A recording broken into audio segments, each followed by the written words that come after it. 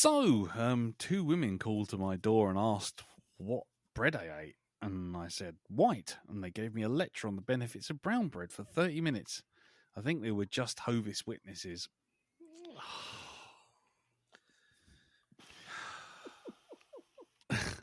I've been charged with murder for killing a man with sandpaper. To be honest, all I did was intended to rough him up a bit.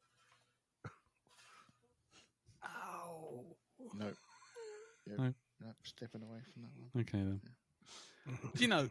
Oh, I came home. I came home. Yeah, You I try came home again? from Yeah, holiday. okay. Yeah, I'm trying again. Yeah, okay. I came home from holiday, and I had a water bill of £175 on my doormat, which is a lot because apparently Oxfam can supply a whole African village for just £2 a month. I think it's time to change my supplier. Anyway, hello everyone. Welcome to the Black Dog V2 185. I'm Lee. Yeah. Dow. Hello. Awful. No, it wasn't. It was good. That was a good one. I went out strong. It'll be cleaner water as well, I guarantee it. I bet Oh, it will would. be, yeah. And it'll come with a tap. No plumbing involved. Anyway, But yeah, but every once in a year you'll get bloody Lenny Henry turning up on your doorstep, wanting to know how you're getting on. That's what it will be. Yeah, that's right. So I'm Lee. Who says, I'm Darren. There you go. Get there in the end. Get there in the end. Jim. I'm the driver with no name. Oh, right. I'm going to leave a big pause. Why? Are you some kind of tiger, a leopard, or something? Bear. Yes, Naked? I'm there. Oh, not that kind of bear. By the way, no hiccups. I noticed. No, they've gone. They've So my advice about the glass of water and the sticking your fingers in your ears and drinking it, that worked, yeah? Yes, let's say that worked. Yes, you cured hiccups. Well done. It was like, oh, in my ears. Oh, Oh, shit. where's those antibiotic wipes? Oh, fuck. Where was I supposed to put it? I think I need to go to A&E. I think the surprise actually stopped those hiccups. Yes. Yeah, that glass was awfully cold. Anyway, right. Hello, everyone. Welcome to the podcast. And this week, we'll see how everyone's week's been. We will do any feedback, if there was any, for last week's episode, which was, he says, trying to remember, Inside Llewellyn Davis, or Llewyn Davis. Llewyn Davis? I don't know. I don't know. Where's the accent going? It's going. Look, you. Oh, boy, oh. Jackie Dog. Jones to steam. Jones and Steam, yeah. Yeah. Ivor the engine. Proper tidy. Anyway, we'll see if there's any feedback for that. And then we will get on to this week's movie, which was my pick, which is Drive. That is Drive, because I'm saying it twice because no other fucker's going to say a single word in that film. Anyway, so I might as well fill in the time. Right, but before we get to that, let's see how everyone's week's been. And we'll start with you, Jim. How's it going, sir? Not too bad. It's been fairly relaxing. Mm-hmm. Where to start? All right, the important news. I've had a kind of an unofficial version for a while, but I actually got the official letter from the hospital about my latest scan results. Oh, yeah. Which is basically, I am now, my scan results reported as stable disease, which means the cancer hasn't got any bigger, but it's not got any smaller either. So I've still got a little bit of cancer, and it's just there. Is that a thumbs up or thumbs down? Well, How are we feeling yeah. about this? It's good, but it could be better. Put it that way. Mm. It's but it is one of those. It's just kind of okay. Well, I'm back in November for a scan to check my kidney functions, and then the proper torso scan to start December to see if there's any change, basically. Right. And until then, still have to be careful because I'm probably going to be prone to lung infections for quite a while. Okay. But yeah, so that's the state of play there, which it's kind of what I expected because I knew there's another lesion that's kind of not treating because it's very, very small. but it's kind of sometimes these things can just go away, Right. but sadly not. So that's okay though. That's all right. Okay. I mean, anything that's involving more chemo, that's a definite plus. Right. Yes. But in other news, it was my birthday last week. Yes. Which I Happy didn't do birthday. a right lot for, basically. But I did just take some much needed time off and basically not done a lot other than loaf around the house and play Xbox and watch the 100 cricket tournament. Nice. Which is there you go. my one concession to having some sort of interest in sport.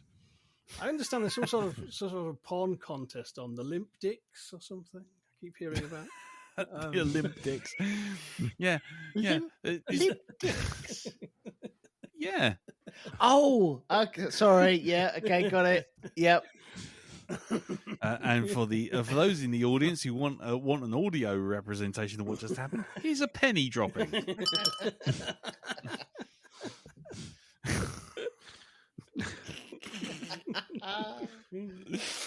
Love it. Shut your face. Anyway. Oh, right. Okay. So the Olympics. There you go. But other than that, one thing I did watch, which might be interesting to listeners, I caught up with Max Scene.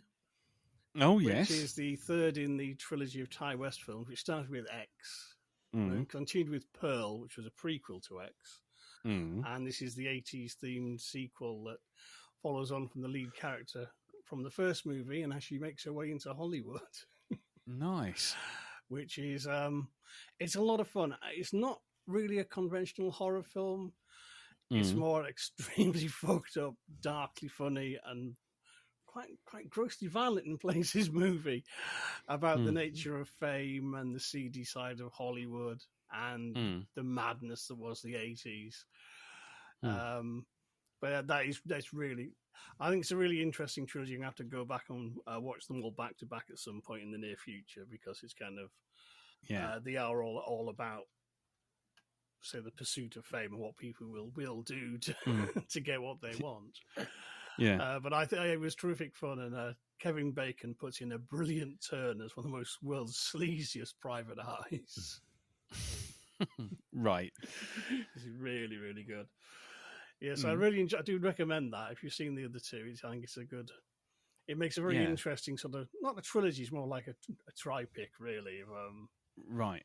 But I really, really enjoyed that, and actually that sort of segue. Chris watched that Saturday night. The Saturday night was Drive, so we did kind of have quite full on 80s moody, violent viewing weekend. Really Nice.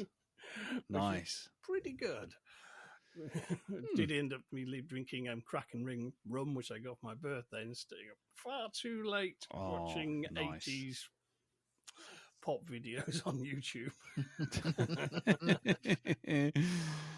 Oh boy, straight into the straight into the nostalgia. Yeah, straight into the nostalgia bait. Well, it's kind of, you find a little Top of the Pops, and it's kind of, I remember this song, and then it's kind of, oh my god, what's this? Oh god, I remember this. I'd completely whitewashed this from pop history. Well, that's the fun of it. It's like kind of Russian roulette watching old Top of the Pops. So the British charts were pretty wild in the 80s, where literally you could. I mean, you can go from like Black Sabbath to Reading and Renata and things like, become severe whiplash in musical styles, and that's why it was wonderful back in the day. Nice. But it does mean that I end up drinking far too much, and it's like, it's near 3 a.m. I think we should probably go to bed now. We ran out of booze. Yeah. Please, just stop. Maybe just I've got to more. Yeah, hold on. Hold on. I've got. Oh, there's the second era of Pan's people. Hold on. Hang My on, God, I just Paul found McCartney the in the- 12-inch mix of Flash in the Pan waiting for the train on YouTube, and it's got a Oh, video. good lord. But yeah, Paul McCartney and the Nice. Frog song is just starting now. Yeah. Nice. Oh, brilliant. they're all very good fun though. So Lovely. so I kind of finally got back to attempting to do some work today. The run was finished last night.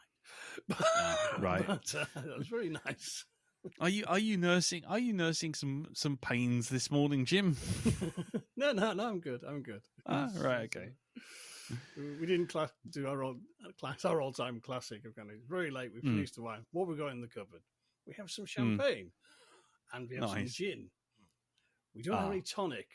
Let's use the champagne as tonic. Nice. That was a few years ago, but that was probably the worst. A brilliant drink, a terrible hangover. That's my review for that. Yeah. Don't do it. That's Very that's a the bad most move. decadent gin and tonics ever. Might do that Nice. again for New Year, I think. Actually, Fair enough. penciling that one in now. Yeah, well, that'll do me, I think. That'll do you, right? Yes, Okie dokie. Encourage the listeners to drink excessively and stay up late. That's my There job. you go. That's your job. That's it.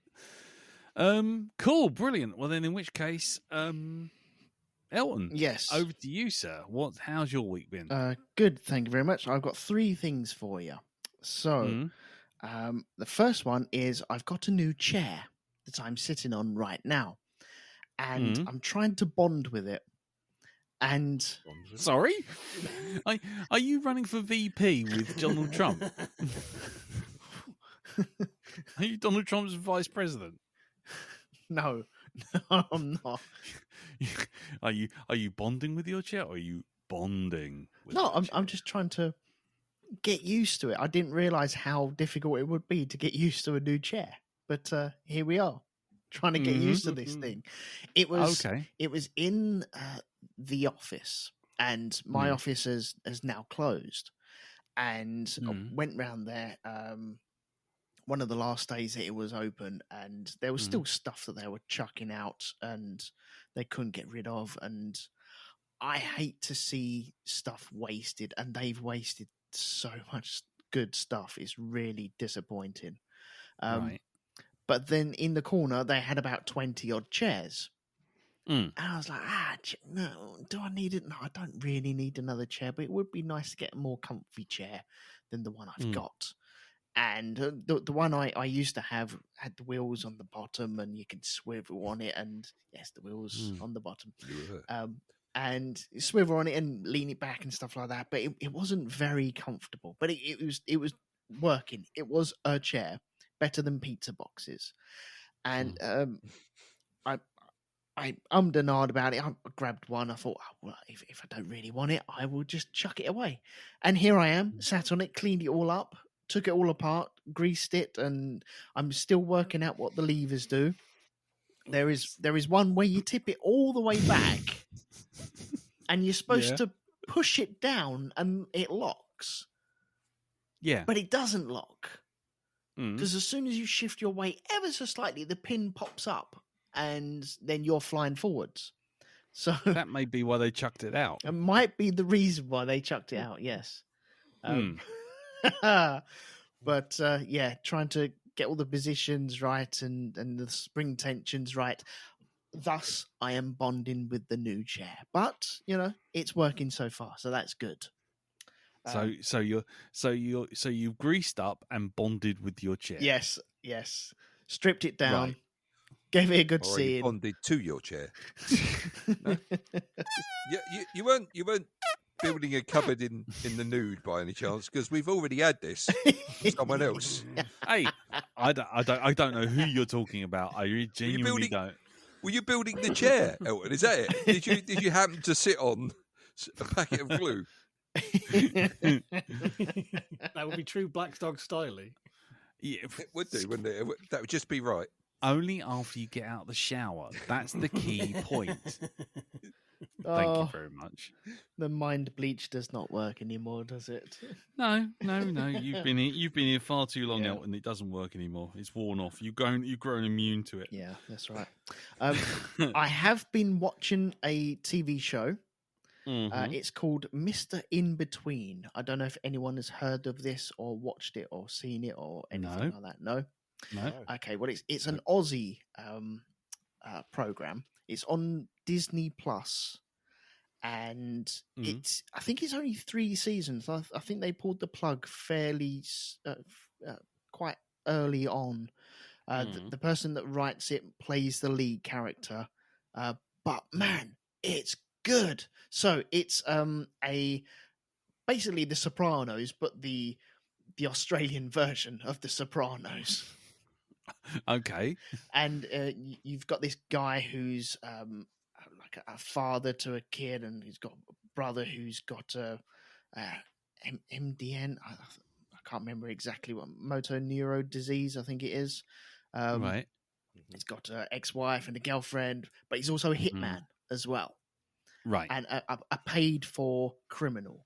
And the first episode, I think, watching it, and you're like, okay, right, yeah, I'm not too sure how evil and how dark this is going to go.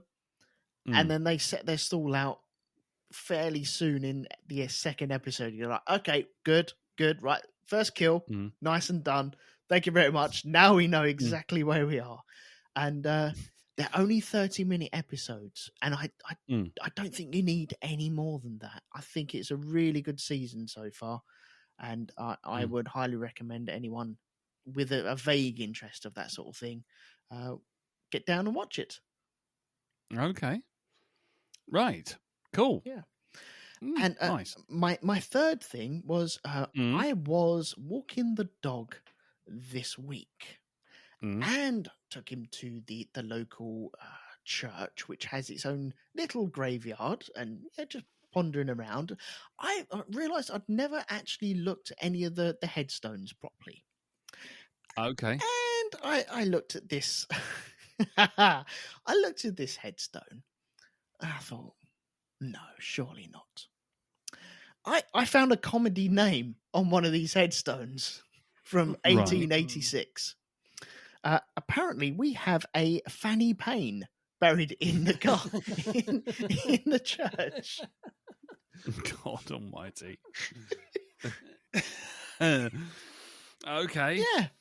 So we have Fanny Payne round the corner. So I was sorry. I admired Fanny Payne for a little while. I had Fanny Payne from round the corner. Nice. Yeah, wasn't expecting that. So my local church has a Fanny Payne. You weren't. we have a new character. There we go. Right, lovely. Fanny Payne. Fanny Payne. Yeah, that Fanny reminds Payne. me of an Iron Brew advert. I don't know if you've seen it. It's this Scottish family have just heard that they've just got the wife's just given birth to a baby, and she's like says to her husband, "I know what we're going to call it," and he says, "What?" He said, "We're going to call it Fanny," and it's just his reaction. He's beautiful. You can't call her Fanny. So yes. Okay. It was funny when it was there. Honest, it was. Yes. Right. Testing. Hello. Testing. Hello. I think my headset's gone off. Hello. I think we've gone back to the beginning of the cast again, haven't we? I think we have. The hiccups when you need them. I cured them. I told you. Did that from a distance. Is there nothing you can't do? Okay, right. Well, moving on from Fanny Payne, Darren, have you got any ailments you wish to regale us with? Oh no, apart from not having any real actionable knees or anything like that. No, not really. Oh, right. Okay. No ailments this week. No. Okay. Fairly good going. Touch wood. But let's see. What have I done this week? Watched The Thing on Amazon Prime, and I think you might have seen the same thing that I have. If you saw my banner change, yes. Yes, indeed. It was Batman: The Caped Crusader. Yes. So let's talk about this now, shall we? Let's talk about this now. Let's do this. I like this show. I like this because it's just a little bit different to the standard Batman fare. For anybody that's unaware, it looks like this is set during the 40s. So as far as I can tell, there's no like back computer and stuff like this. No. It's all pretty much how how the Batman television series, the animated one, the real other popular one by Bruce Timm. Yeah. It's very much in look with that, but it is actually set during the 40s. Whereas I think the Bruce Timm one was actually set in some it was set in unspecified, some sort of vaguely futuristic retro futurism sort of thing. Yeah. Indeed. I think one of the things that stands out the most in this, I think, is the fact that it more concentrates on characters outside of Batman's relationship with Alfred. And that's another thing as well. There seems to be a little bit of a difference in, I don't know. There's not doesn't seem to be the same sort of relationship with Alfred Pennyworth as there is in just about everything else. I mean, he calls him Pennyworth for a kickoff. Yeah. Have you seen this, Jim? By the way, I've not yet. No. Okay. I was coming out sort of, new stuff. Yeah. Watch out. Your brief history of the Batman seasons might be coming back. Indeed. You might be wanting to do something about this show because, like I say, it is a bit different. There's, I'm not going to spoil anything, but there is a development of a certain character going on that is not how it's portrayed in the comic books, and I like it for that. I like what is going on with this character that is developing over a few episodes. Yes, that it's a well-known character, and you will know it when you hear certain things. But the name, basically. Yeah, exactly. But I'm about halfway through the series now, and I do love it. I do like where it's going. Yeah, I really do. Yeah, I was going to say just to fill in the blanks, because the writing is by there's a writing team, but Ed Brubaker, who's a well-known sort of like Batman writer, but he also is a standalone good comics writer, and he also does lots of crime writing, is on this. And there's a lot of stuff, as you say, Batman's kind of slightly off to the side. He appears and does his thing, and that's all cool. But what I really like is the whole thing being focused more on Gotham being the bad guy. Yes. The town itself is kind of generating this stuff. And that's not a spoiler, that's just a general vibe. But also the way that some of the classic villains are reimagined. Oh god, yeah. Far more gothic and far more theatrical. And it really kind of works well against Batman being it's very early on in his career, I get the sense.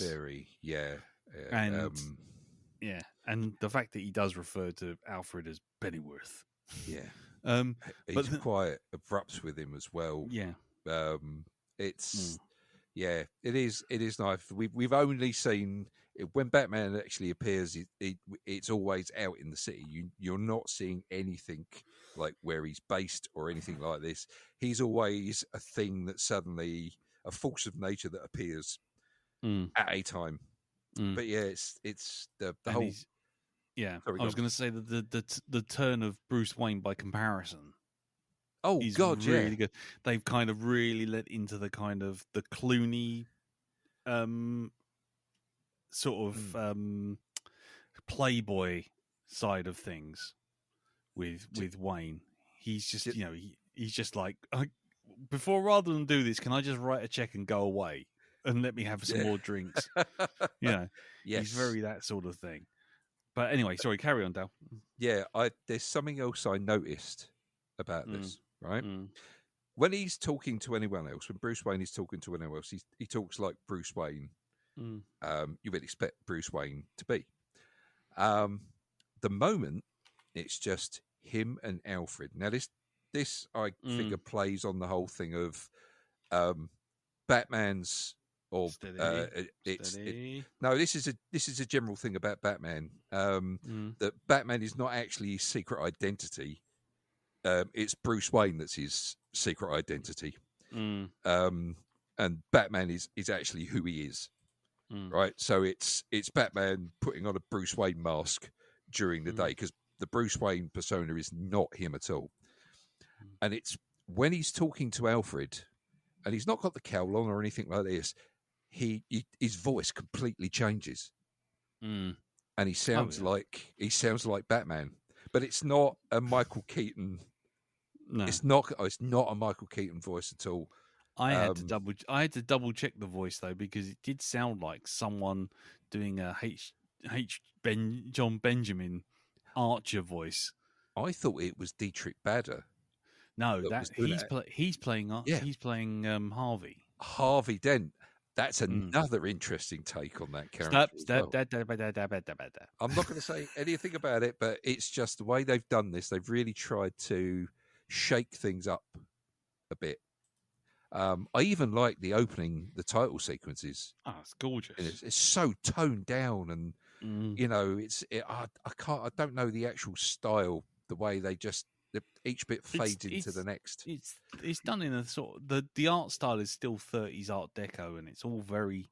It does hark back to the sort of 40s and 50s crime B movie kind of vibe. Very noir. It's quite ominous. I liked it. I like it a lot. I like it a lot. Really good. Oh well, it's definitely on my. It's definitely on that sort of some one of the top animated shows. I think personally, sure. Definitely, without a doubt, Top Banana, and I would recommend you get on Amazon Prime and check it out because it is pretty blooming good. And like I say, there's one of the characters. Well, one of the villains, I thought the take on it was really cool, but I'm not going to say any more than that. What else, sir?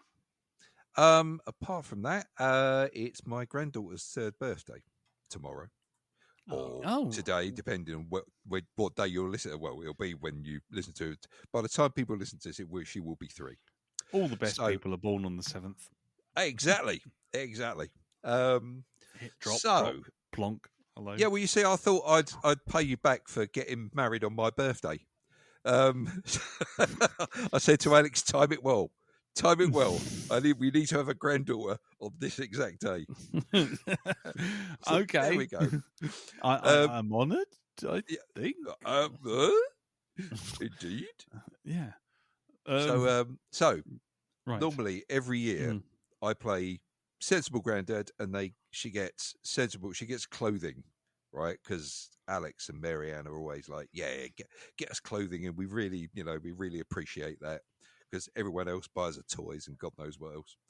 So I've been doing this for the past 2 years. For any celebration, it's always been clothes, and so I talked to Alex and said, look, I know I'm normally Sensible Granddad, but can I be Fun Granddad this year? I'll still buy the clothing, but can I get her? Because she's at that age where she appreciates toys now, like good toys. And he's like, yeah, sure, go for it. Now, she's a Paw Patrol fan, right? Really loves Paw Patrol. Skye being her favourite character in the show. I like their album where they had chasing cars in it. I like that. Oh, sorry. Sorry. Yes. Not that kind of patrol. All right. But I'm talking to him about this, and I'm standing there in Tesco's, and I've seen this vehicle, right? And it's like, I'm not going by halves on this. He's given me like permission to do it, so I'm buying this. And it's this, I think they called it the Ultimate Rescue Helicopter. Now, it's, exactly. I've gone straight for the, fuck it, you're having that. Right. This thing's got lights on it. It does God knows what. It's noisy. Propeller blades spin all over it. It can carry the entire cast of characters in it. And so I've got her that for her birthday. I'm just looking at it now. You are? Yep. I am. Because I sent the picture. It's called the Ultimate Rescue. I think it's the Ultimate Rescue Helicopter. And it is literally, it's like it's one of these great big sort of what's the ones that the army uses with the 2 propellers on it? Chinook. Chinook. It's kind of like that. Oh God, yes. Yeah. Can I ask a pretty straightforward question? Hopefully you can answer this for me. Did you get it for her or did you get it for you? Oh, it's definitely for her.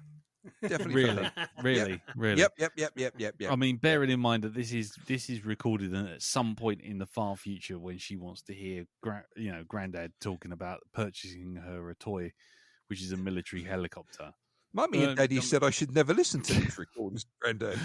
I wonder why. God. Hang on. Okay. So, okay. So, so I'm looking forward to seeing her reaction to this toy. It's a good job that they didn't have the one that I really want to buy. Exactly. Yes. Sorry. Sorry. Carry on. There's a little bit of a link with G.I. Joe here as well. Whoa! Hold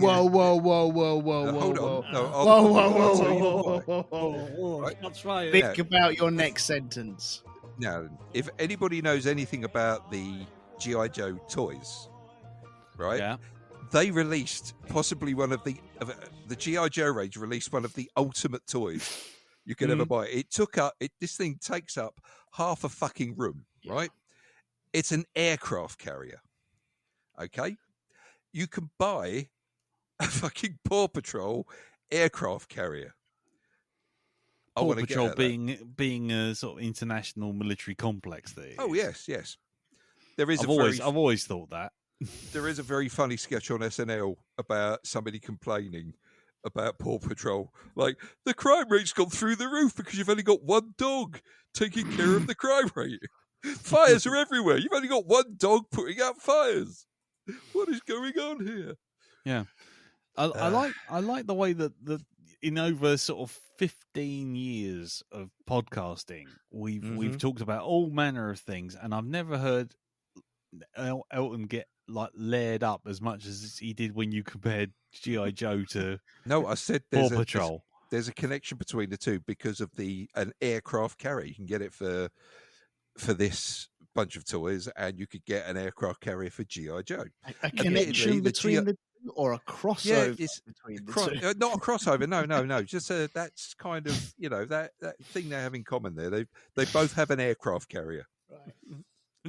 Admittedly, the Paw Patrol one doesn't have surface-to-air fucking missiles on it. I'm or sorry, anything like that. You could fit this Paw Patrol one inside the dining hall of the G.I. Joe toy. The G.I. Joe one is the Red October of aircraft carriers. Yes, indeed. Yeah, it's got its own Toys R Us on board, so you can actually go on it and buy it. Oh, it's very meta. It's just, it's very robberous. It just, Don't say that on this podcast. No, you got to say it 3 times while looking in the mirror, mate, Oh, and right, then he appears. Mm. Yes. Yeah, Hubble, bubble, boil, and trouble. Anyway. Who mentioned it thrice? Ooh, which one of you bastards mentioned it thrice? We'll get He emails. has appeared. Nobody knows what we're talking about. Well, only the ultra hardcore who still remember all the way only back the OG. Only the OG. Indeed. Has anybody checked to see whether it's still like a thing? I should no. To Google Mobile. No. I shall No, check really, out. I no. shall find out. No, I don't care. I genuinely don't. I'd much rather listen to fucking Grandad by Clive Dunn again. You know, right? Every time you mention it, it's like a beacon. No, it's pathetic because what it does, it means it sounds like he's living in our head when really, I up until about 5 seconds ago, I didn't even think about it. Now it's a big thing. Ah, You just lost the game, Lee. You just lost the game. fuck you. Fuck you and fuck that game. Fuck that right in the cocking ear. I tell you what, that is the worst thing ever. It's the thing for the mentally infirm when they decide that they've got nothing to fucking say and they go, oh, just lost the game. Oh, how witty. Well, let's all just get another round in and have a laugh about that. Oh, just lost the game. Fuck off. Is this a Nobody new thing, cares. is it? Oh, good Lord, man. No, it's old. But Lee, I get the feeling that you're a little bit unhappy with people taking part in this game. Yes, frankly, you have opinions. Yes, I do. I've always had opinions, but no. I mean, just why? Why do a game where the game is not to think about the game, and then the game is to announce that you've thought about the game, making everyone lose the game, so everyone can say, "Oh, we've lost the game," which is about as tedious a fucking thing as I've ever heard. And I only just found out about Hoik Lady. Oh, no!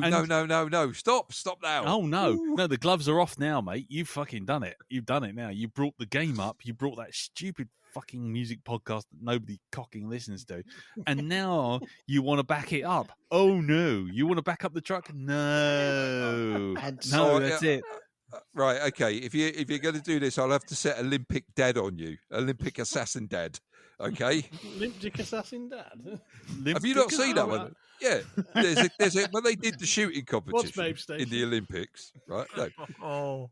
When they did the shooting competition in the Olympics, you had all these kind of, they had the sharpshooters with like their lenses on and stuff like this to try and to focus in on the target.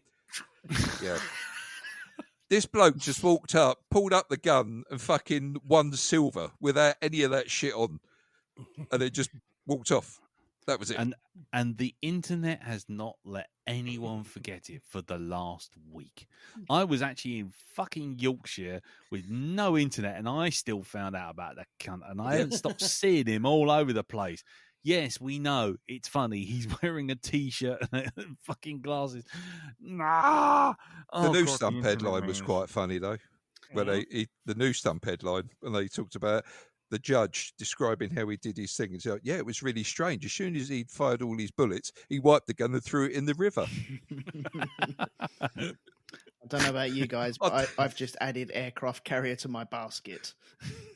Have you? Fantastic. How much is it? Go on, tell us. What? Hang on. What one? What, the Paw Patrol one or the G.I. Joe one? The G.I. Joe one. The Life Raft one or the actual one? The one you can actually live on. That one. The G.I. Joe one. The one that's a council estate. That's on eBay, isn't it? This one's for... Oh, no, that's only half of it. Oh, God. This is well over £1,000. Fuck that. Are you sure it's not just the box?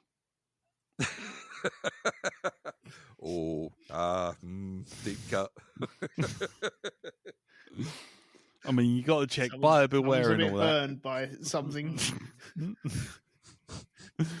I mean, I've got a layer on now. That's it. It's off. Oh, dear. Yeah. I'll tell you, I think it's November when all this stuff appears one time a day, in the memory section on Facebook.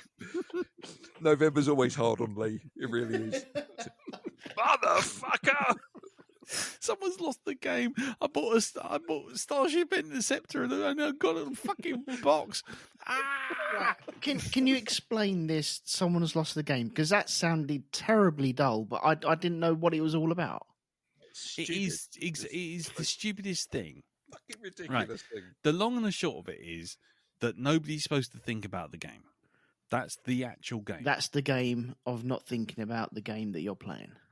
That's right. And then if someone thinks about the word "the game," they have to announce that they've just lost the game because they thought about the game. Right. And then everyone goes, "Oh," because then they all think about it, because it becomes a mimetic thing that you've said it out loud. Everyone realizes what you've said, and then they've all lost the game as well. That's now so fucking dumb. It is. It is quite simply the lowest of the low, of the stupidest of the stupid. And there used to be points in time when I used to be sitting in a pub and someone would just say that. Really? And it was like, yeah. And they just go, "Oh, I've just lost the game." And it's like, do you know what you've added precisely to the conversation around this table? Mm-hmm. You've added actually negative amounts, because you've sucked the life out of any conversation that was going around. You've ruined everyone's afternoon because they're sitting there going, "Why?" And not only that, you've drawn attention to yourself, you asinine moron. How many years ago was this then? It hasn't stopped me. It No, really but okay. When did it roughly come into existence? I will tell you. I don't know. The game. Oh no, it keeps telling me about the game. Send you to the website saying you've lost it. Yeah, the game. The game is. Hold on, when did it first This sounds appear? painful. It is fucking painful. In fact, March 2008 edition of the webcomic XKCD declares the winner, its reader, the winner of the game, therefore free from the game's mind virus. Common rules point at the game ends when people say the Prime Minister announces that the game is up. It's been made by fucking 4chan. Oh, God. Okay. Sorry I've wasted everyone's last 10 minutes. I apologize. I didn't know anything about this. It's just... The game is from a blog post in 2002. Authors say that they found it online about 6 months prior. The creators of LoseTheGame.net, a website which aims to be cataloguing the information related to the phenomenon. It's a virus game. It's just like... It's just... It is the thing that makes me think, why can't we have an asteroid event like the fucking dinosaurs did? I want it just to hit the planet, dinosaurs. Exactly, hit the planet, ring it like a bell, finish this human race of idiots off, and let another species have a crack. Because right now we're in a level of ridiculous asinine bollocks that just drives me up the cocking wall. And the worst bit is it just wastes everyone's time, like this fucking conversation is. Yes, sorry. Right, okay, let's move on. Sorry. Can you tell I'm slowly phasing into my grumpy old man phase as the clock nears midnight, and I slowly transition. Fuck the game, and fuck anyone who says, "Oh, just not the game." And if anyone thinks that they're going to be quite funny by sending me an email or two saying, "I'm just on the game," don't post that on the Facebook group. Honest to God, if you don't want shit to go down, don't post it on there. Things will get fiery. Yeah, that's all I'm saying. Things get fiery. Things will be very blunt. Don't do it. It'll rhyme with blunt. Anyway, right. So there you go. Anyway, Dal, anything else apart from your toy helicopter that you're still playing with while telling your granddaughter that she's getting it tomorrow? No, we are going up on the weekend this evening anyway. So. Oh right, so you've got it for another couple of days yet? Oh yeah. I have to product it. Exactly. I've seen it. It's not Airwolf. No. But you'll still do it, won't you? You'll still run around that room. Yeah. Really. Sorry. More parent Sherwolf.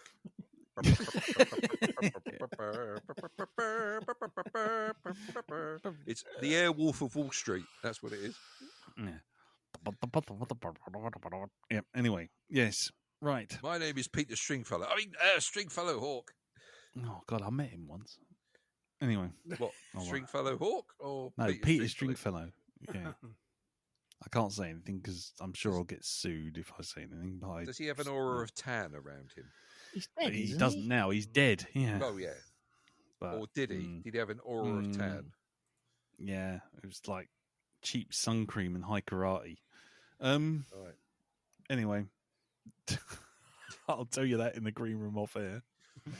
Anyway, yes. So, anything else, sir?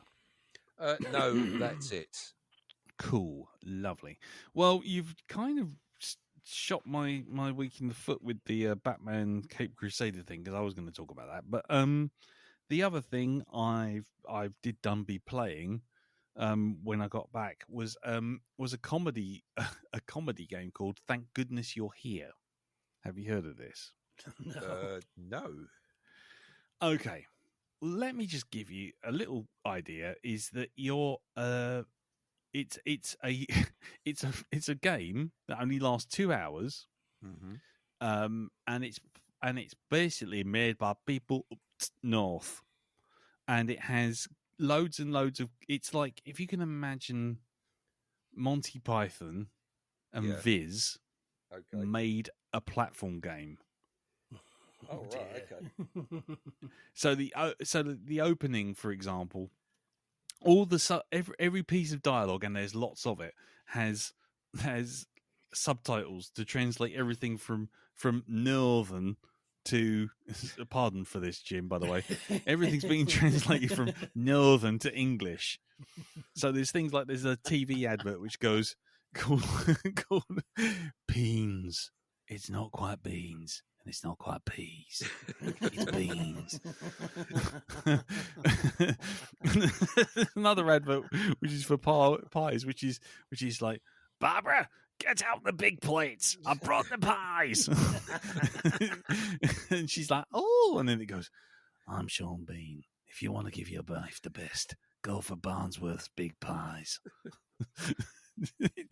It's got this kind of weird vibe about it all the way through, where you're this little tiny guy and you've just got to solve really basic puzzles all around this little town, but the dialogue is mad, and the action is mad, and the animation is bizarre. Things like welcome to Barnsworth. It's got everything: family, romance, pit, and pies.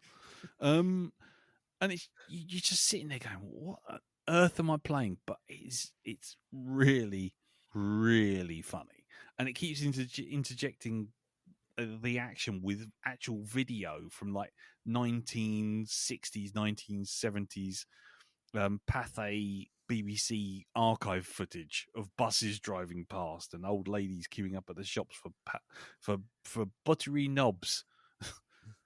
It's just, I can't even begin to describe it, but you just have to look at it. But the action is literally just, you can walk left, right, up, down, and press a button to interact and jump. That's it. And you have to use this to kind of run around, and someone puts their hand down a grill to try and get a penny out of the sewer, and you've got to find the butter to get him out of the sewer. So that, but you can't do that because Locksmith's gone down pub, and unfortunately the butter shop is shut.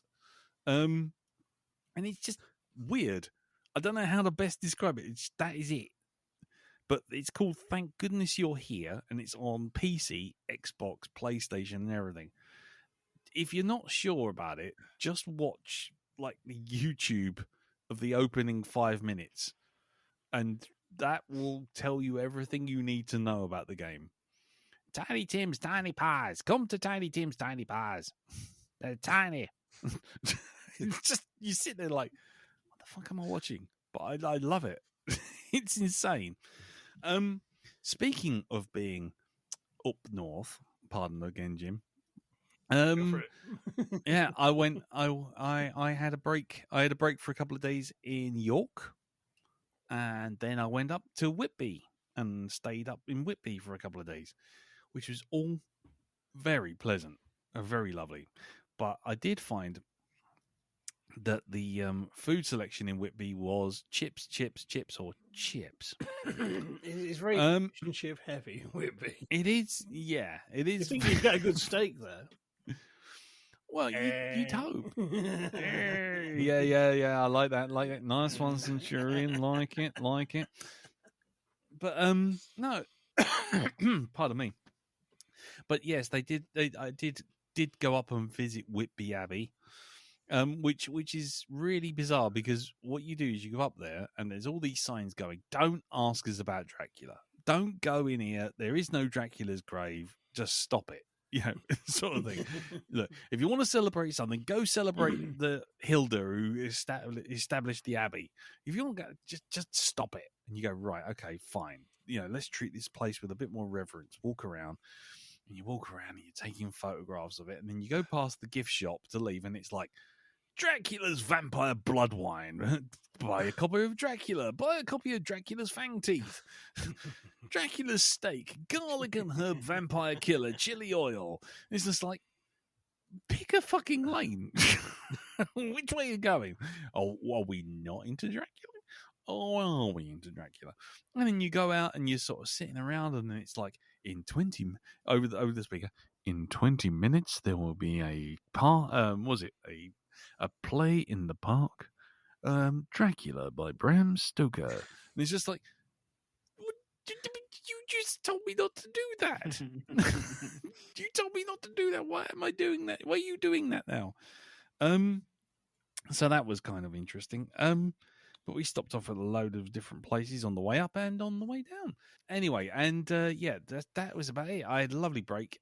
We went to lots of different places, went to a waterfall and saw all these other things. I had a pint on a pirate ship, which is always nice.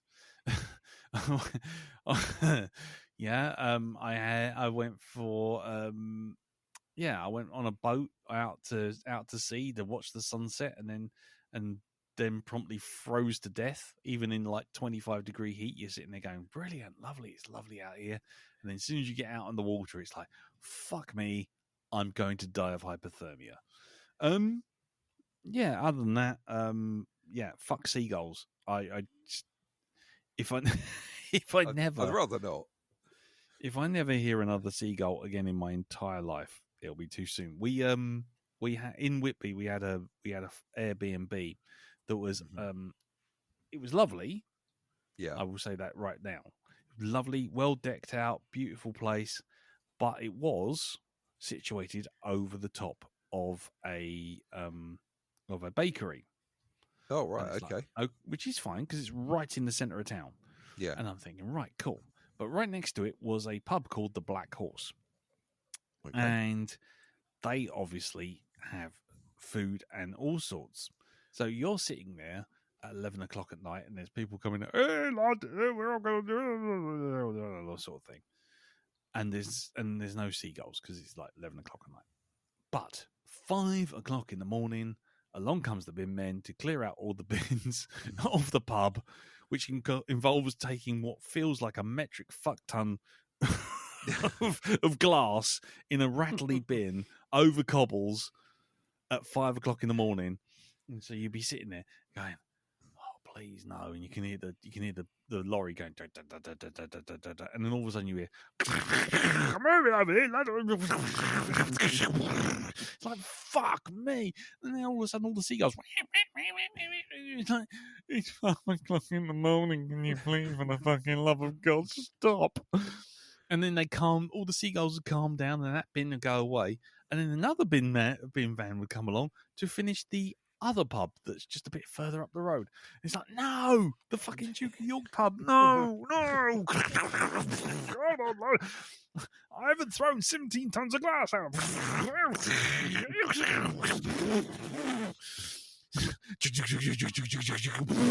It's like, no wonder fucking Dracula came here. There's enough to wake the poxy dead.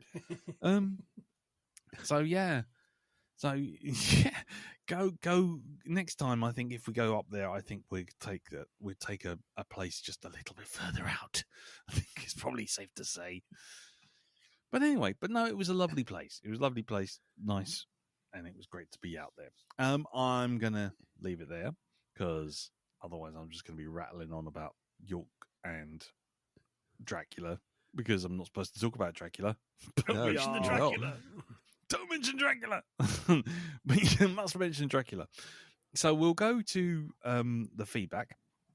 As ever, feedback, you can send it in on email to feedback@Black Dog Podcast, or you can go on the Facebook group, facebook.com/groups/the Black Dog Podcast. And this week, over on the Facebook group, we were talking about Inside Llewyn Davis, which I think we kind of got into the weeds with the old conspiracy theories about the cat and whatnot. But we had some feedback. First one was from Anne-Marie Organ of the Borgcast, or the Orgcast, shall we say. And she said, to me, this film was kind of worthy. Like James Joyce, something your English teacher says is a classic, but it's rambling bollocks. I do enjoy John Goodman character, but ultimately this feels like GNDN. Is that go nowhere, do nothing? I'm gonna Not sure. Anyway, and then she finishes it off by saying, "And it doesn't have a scrotum," which is obviously referring to the cat. So thanks for that. Yes, David Renane, Happy Dave Renane, said, I would like to add a vote for the Spoiler Fest discussion of Dead Wolverpoolerine, please. Which is fine, except for nobody else asked for it. So we're kind of stuck on that one, Dave. It's just you. The only person who wants to talk about it is you and me and Darren. So it would be a grand total of 3 of us. Maybe if other people would like us to do a Deadpool Wolverine spoiler cast, do post it up in the Facebook group.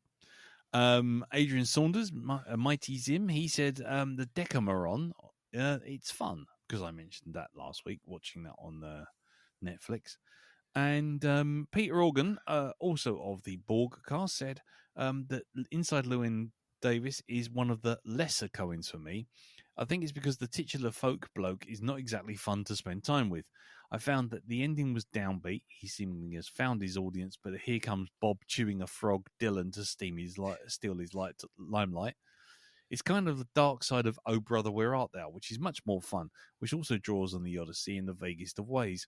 Give me the Soggy Bottom Boys over Poe-faced Folky any day. Ah, Poe. See what you did there? Oscar Isaac Poe. Yeah. Anyway, however, Please Mr. Kennedy is a banging tune, as the youngsters say. Please, Mr. Kennedy. Oh. Do you know, I watched Oh Brother, Where Art Thou years and years ago. Yeah. And I never really got on with it. I'll be honest, I didn't either. But then, I haven't watched it in a long time. Yeah. So maybe we'll have to revisit that at some point. Okay. Yeah, okay, cool. So that's Peter Organ, and he's over at Borgcast, which is borgcast.libsyn.com, along with Anne-Marie, who we heard from earlier. We also had Ian Spaceshipstead, who said, I don't see the problem with Robert Downey Jr. playing Doom. It's a great game. Nice. But he continues on. Thank you again, guys, and the wonderful works that you do. I needed some Black Dog this morning. Been a trying day or so, and as my hometown is in the news for all the wrong reasons. So this stuff you do is much appreciated. Well done, Lee, for managing to get through my IT babblings. So many stories. One little thing, I fixed computers for punters, and in the office we had a the Glary Glitter test. Enough said. Ooh. Keep it up. Yeah, I could tell you a story about a Gary Glitter style test, but I'd have to excise so much from it. It probably wouldn't be a story. It'd just be me going, and then boop with boop, and then boop said boop to boop. So maybe one day we'll have to have another shindig and sort it out. Oh no, you said the S word. I did say it, but you know what? You see, that's because I'm slowly crawling towards death today, given my age, which is about to change in an hour and 30. So you fancy having one, do you? Yeah. Okay. Don't know when. Don't know how to do it. Don't know who to turn up, given the listening numbers. But there you go. Anyway, we'll worry about that another day. So we'll leave it there, but as ever, if you want to leave your feedback, send it in to feedback@blackdogpodcast.com, or, as I said before, go on the Facebook group, facebook.com/groups/the Black Dog Podcast. And, we'll read it out next week. Right, we'll wrap it up there for this first half. And, yes, when we come back, we will be reviewing Drive. Roll the jingle.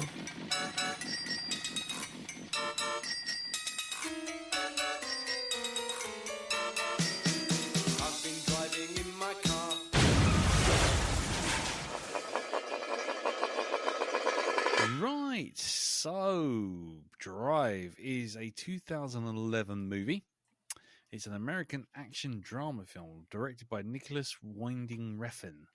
The screenplay, written by Hossein Amini, is based on the James Sallis 2005 novel of the same name. The film stars Ryan Gosling as an unnamed Hollywood stunt driver who moonlights as a getaway driver. He quickly grows fond of his neighbour, Irene, played by Carey Mulligan, and her son, Benicio. When her debt-ridden husband, Standard, Oscar Isaac, is released from prison, the two men take part in what turns out to be a botched $1 million heist that endangers the lives of everyone involved. The film co-stars Bryan Cranston, Christina Hendricks, Ron Perlman, and Albert Brooks. I will not go on any more on the wiki other than to say it had a budget of $15 million. And how much did it make at the box office, Jim? 35 million. Very nice and hopefully machine washable satin jackets. Very nice. Elton? A 1987's highway code, a claw hammer, and a bullet. Nice. Okay. Dal? I don't know.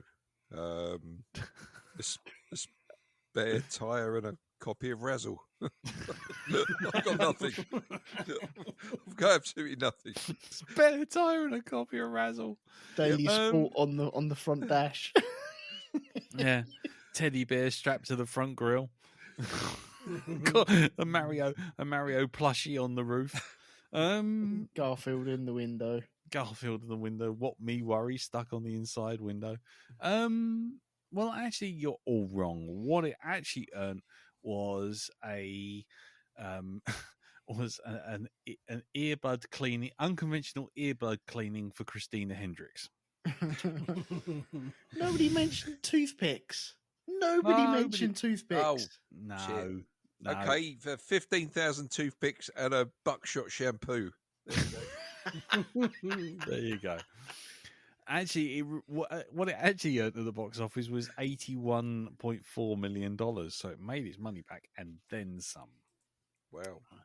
And it's only 100 minutes long, and it was released in September 2011. Right. As ever, we will go around the table, find out what everyone initially thought of it without the spoilers. As ever, the film is on Amazon, so if you don't want to be spoiled, just listen to this bit, stop it, go watch the film, come back. But anyway, let's go around the table. I'll go last because it was my pick. So we'll start with... Who hasn't seen this film before, by the way? I hadn't. Okay. Darren? You had, I've seen it, yeah. Jim, have you seen it? Yeah. Yeah, okay, right, fine. In which case, Elton, so over to you. I really enjoyed this, actually. Mm-hmm. I think it was at the right time, right place, right movie for me. I think it worked really, really well. I think any other day, I may have been bored because of its painfully glacier-like pace at times. Mm-hmm. But I think I found it at the right day, and it worked for me. It worked for me really, really well, and to the point where I was surprised on how quickly the movie rattled by. Nice. So, yeah, I think it was really good. Cool. Jim? I think this is the third time I've seen this movie. Oh, right. And so I do really like it. I think it's just it's a really, really just a cool film. Okay. Yes, appallingly violent in places, and it just feels kind of like every time I watch it, it's kind of like, oh shit, I've forgotten about how brutal that was. But it's kind of that's good though. As I've said before, this podcast, violence should have consequences, and they should be awful. Otherwise, you're glamorizing it, and I think but this time it's kind of I picked up on a few things I've not picked up on before. Nice. But I'll say that's the spoiler section. But I've got a cracker of a tinfoil hat theory. Oh, right. Okay. Oh, we like those. We like those. Cool. And what about you, Dal? What do you think? I really enjoyed it. Mm-hmm. I've got to admit, even though I did see it, I didn't remember most of the things happening in it that actually happened. I think that might have been because when I saw it, it was doubled up with Neon Demon, and I think Neon Demon just erased any goodwill from Drive. It was that bad. But yeah, Drive itself cross-infected it. It did. But no, Drive itself, I really enjoyed. I was well invested in it. I must admit, it came from a time when I thought Ryan Gosling only had like about 2 facial expressions, and he seemed to be in the same role all the time. They seem to keep putting, oh, he's a fantastic actor. I'm thinking this thing. No, he's not. He's like one note. But and then of course he started expanding, and it was going into doing things like The Good Guys. After Nice that, Guys. that's when or The Nice Guys. That's when I started rating him actually as a proper actor, rather than just same character in every film. Yeah. So yeah, like I say, enjoyed it. Really did. Good. Lovely. Okie dokie. For me, I've always thought I'd seen this film, and I think I mentioned it last week. I've seen bits of it so many times that I just think, I've definitely seen this film. But watching it this time round, I knew I clearly had not seen this film at all. And I absolutely loved it. I was kind of waiting for everyone to sort of go, oh, it's a bit slower, it doesn't do anything. But I tell you what it reminded me of, and this will be one of those ones where you can hear people sucking their teeth and go, because I know it's going to come. You're going to say there's a link between this and G.I. Joe? Is that what you're going to say? Because watch out, all right? Okay, just be careful. Actually, I was going to say G.I. Joe and Paw Patrol have a lot in common. Yeah, especially the way Ryan Gosling goes, Cobra, la la la la la la la. No. Actually, what I was going to say was, I got, and you're going to have to bear with me on this, I got the same vibe I got from seeing Blade Runner for the first time. What, No, the I can Blade go Runner? with that. Yeah, the Blade Runner, the very first one. And what I mean by that is, you don't get on a first pass. And I know this, I don't really want to go too long because this is supposed to be the short bit before the discussion. But on the first pass, it's all atmosphere and soundtrack and beautiful visuals and occasional bouts of violence. And then you get a kind of slight sort of, I don't know, a slight sort of mythological bit towards the end, and you kind of go, maybe there's something else going on here. And then the film ends, and you think, if someone asked me what actually happened, I'd be hard-pressed to tell them. And that's the same with the first time I watched Blade Runner. I watched it and I sat there thinking, this is amazing. What am I watching? What is going on? Why is Harrison Ford just not moving his lips but constantly talking? What is going on here? And then the second time around, I watched it and I got more out of it and more out of it, more out of it. And I think this will happen with Drive. The more I watch it, the more I'll get out of it.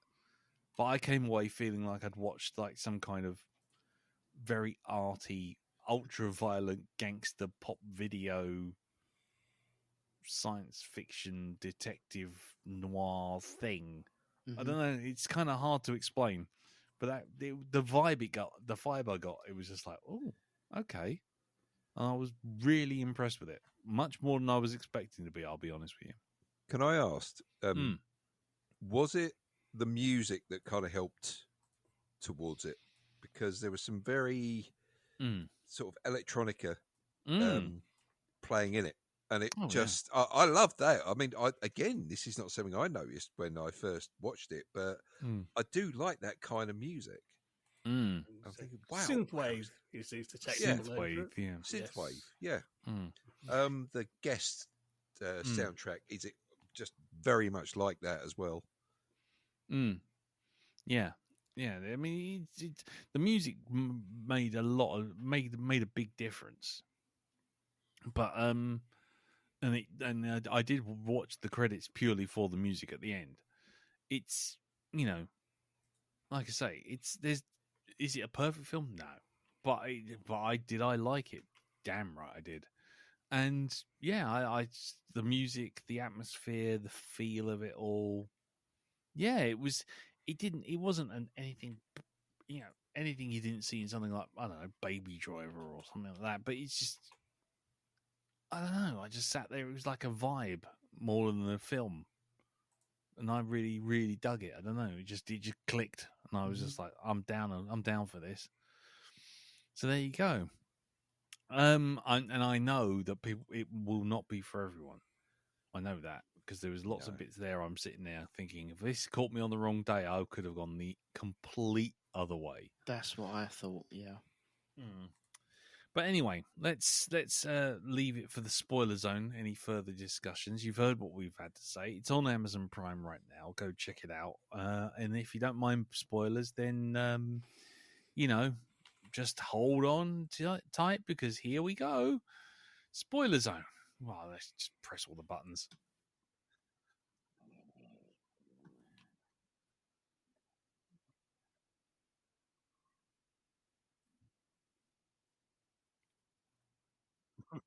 Anyway, here we are on the other side of the spoiler zone.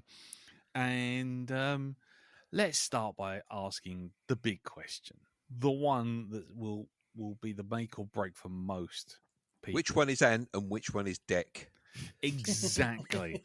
You never can tell. Well, you never can, yeah. Well, actually, you can because Ant is always on the left and Dec is always on the right. Oh, okay. There you go. Sorry. Didn't you know that? They actually stand in the order they get called out. They always do. It's blown your fucking mind, isn't it, that? Watch us wreck the mic, watch us wreck the mic, watch us wreck the mic. Psych. He's going to get his VHS tapes of I'm a Celebrity 2009 out and watch them and see if they're all the same. Fuck that. Biker Grove. Here we go. Ree, come here, Ree. Look. Ant is on the left. Dec is on the right. Can you believe it? It's on the same on cassette 22 as well. Yeah. Oh my God. I'm into year 15 of I'm a Celebrity and they are still Ant's on the left, Dec's on the right. Even when he went straight through that Threshers in that car. He got done for drunk driving. He was on the left, the cars were on the right.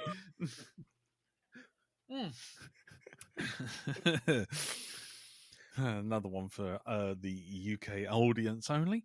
So yeah, let's get the big elephant out of the room. Ryan Gosling's performance. Is it blank as fuck, or is there something behind it? Is there actually acting behind it? I bring this up because Dow, you obviously said he's only got one facial expression. He doesn't do anything. I've seen, after watching the film, I thought, well, I wonder what everyone else thinks. And it was just like, face full of, Ryan Gosling does fuck all. Yeah. And so, straight away, first thoughts. What is that performance? Is that telling you something? Is it a character, the choice? What is that all about? Or did it not work for you? Did it work for you? I'll throw it open because I'm sitting there trying to work it out. But Jim, seeing as you've seen it the most, I think actually there's an awful lot to this performance. I mean, for me, kind of some of my favourite acting is kind of what I call face acting. Or wordless acting, because it's very easy to give a good performance when a top flight script writer has written you a massive dramatic speech. However, it's when you've got to do the really tiny stuff you can do in cinema, just like a little facial tick of a reaction. And here I can see why people don't usually get one expression, but if you watch him very closely, you can sort of see lots of things going on, flickering just behind this mask that he puts on. And I think it's actually, I think that every time I watch it, the more it's kind of like, that is a really good performance. He isn't just standing there and sweating like some people say. There's a lot more going on. And the thing is, his whole character is about, he is, not to get too far ahead of it, but he is very, very controlled. He's very purposefully blank. But every now and again, you just see something. It's like with Oscar Isaac in the bathroom. He just looks away and you can just see things going through his head, if I do this, and he makes a decision to get involved. Yeah. Or later, when that guy sidles up to him at the bar, and he just turns to him and says, "You fucking speak to me, I'll fucking shut your mouth and then fuck off." Yeah, shut your mouth or I'll kick your teeth down your throat and shut it for you. Fuck. That's frightening. Yeah. Nice. Okay. What do you guys think, Jim? Sorry, not Elton. I think there is a definite performance there. That is a choice. There is no just, oh, do you know what? I'm going to be in a Hollywood movie today. I'll rock up. I'll stand here, look sultry, and that'll be it. No, there's a choice there. You really need to see and appreciate it and analyze it to actually see it. Otherwise, it's just, well, anyone could do it, and I don't think anyone can do that. That's the thing. That's why they're there. That's why they're getting paid the big bucks to do these movies. There is a reason, and it suits. Well, it is the character, but it suits the film as well, because the film is, there's a lot of hanging shots all the way through this, deliberately so, and I think they all complement each other so much. You have to be really patient with this movie. I think you have to sit there.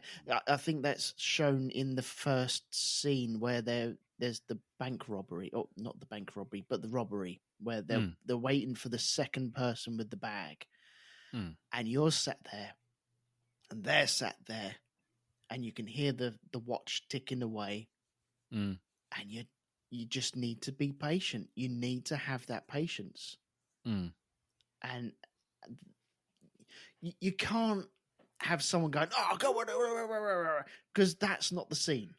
No. The scene is he's the driver. He's the cool, calm, collected. If he's not that cool, calm, and collected, then he can't hide from the cops the way that he does.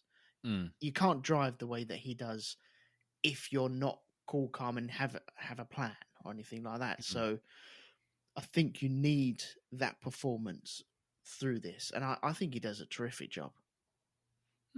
Okay. And what about you, Dal? Because I mean, you said before you thought he was kind of like, he was blank. He's only got one facial expression, etc. What are you thinking now? I mean, now that you've seen it again. I found myself sitting there every time it focused on his face, right? Especially he was like interacting with a child, and I'm looking at him going, "Go on, smile, you git. Go on, go on, smile." Yeah, and I think he did on one occasion, and that's about it. Yeah, I don't know. You see, I wouldn't mind it so much if, because it's almost like his character doesn't develop throughout the film. It's almost like he just stays the same. That's it. There's no real. There's no real kind of expansion of character at all. Almost like maybe I'm missing something, But yeah, it just seems like this is him, and he's staying that way, whether you like it or not. Right. Considering, all right, he does. I'll give you that later on. He does look a bit shell shocked with some of the stuff that goes on. But yeah, it just seems like he's stuck. Right. He's just stuck. He's just stuck in that personality. That's it. Yeah, is he like this in other movies? Because I don't think I've seen many Gosling movies. I've seen things like The Big Short and Pines. Place Beyond the Pines. Yeah, Place Beyond the Pines. There's is it Only God Can? Only God Forgives. Yeah, Only God Forgives. That's it. There's that. And from what I know of those films, he plays almost exactly the same sort of character. Right. He's very stoic, sort of, straight.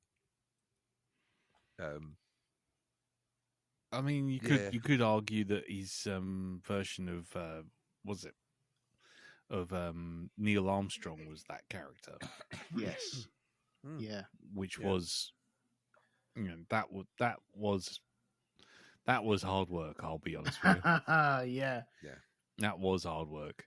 I'm quite happy to kind of be proved wrong if we watch that again. But yeah, that was, to me, that was proper hard work. Now, so with that performance, okay, we jump forward to modern day, right? Okay, and we have someone who basically does kind of the same job that he does, which is Colt Seavers in The Fall Guy, right? Hollywood stuntman, does a thing on the side to help someone out, right? You look at his performance in that, totally different. What, as in The Fall Guy? In The Fall Guy, right? Oh, okay, yeah. you see how he's developed as an actor. He's now, it's like he's either they've given him permission to actually start having some sort of range, or he's just thought, fuck it, I'm just gonna, do what I do. I'm just gonna do what I need to do now. I mean, it's very lovely that I can divert all energy from my face to other things, but yeah, let's mix it up a bit.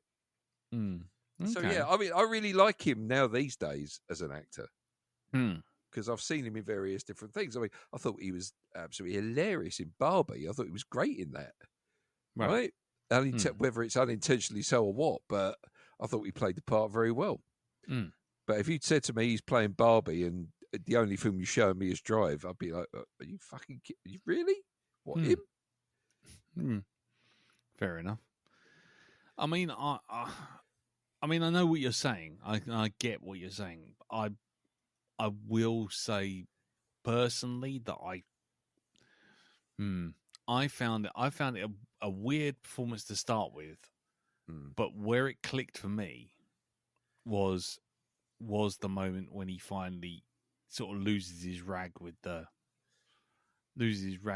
guy in the diner about the kicking you. I'm going to kick you in the teeth and shut your mouth, because it just suddenly snaps so quickly, and you're like, oh, I've got it.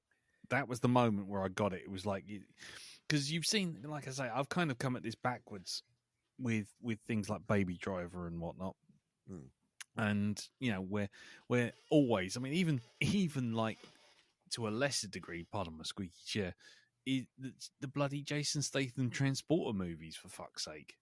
They've all got the same driver vibe, which is the driver is clinical, time orientated, detail orientated, works to a different type of beat, and actions, and whenever things go off piste, that's when things go wrong, and that's when people start getting beaten up and shit goes down.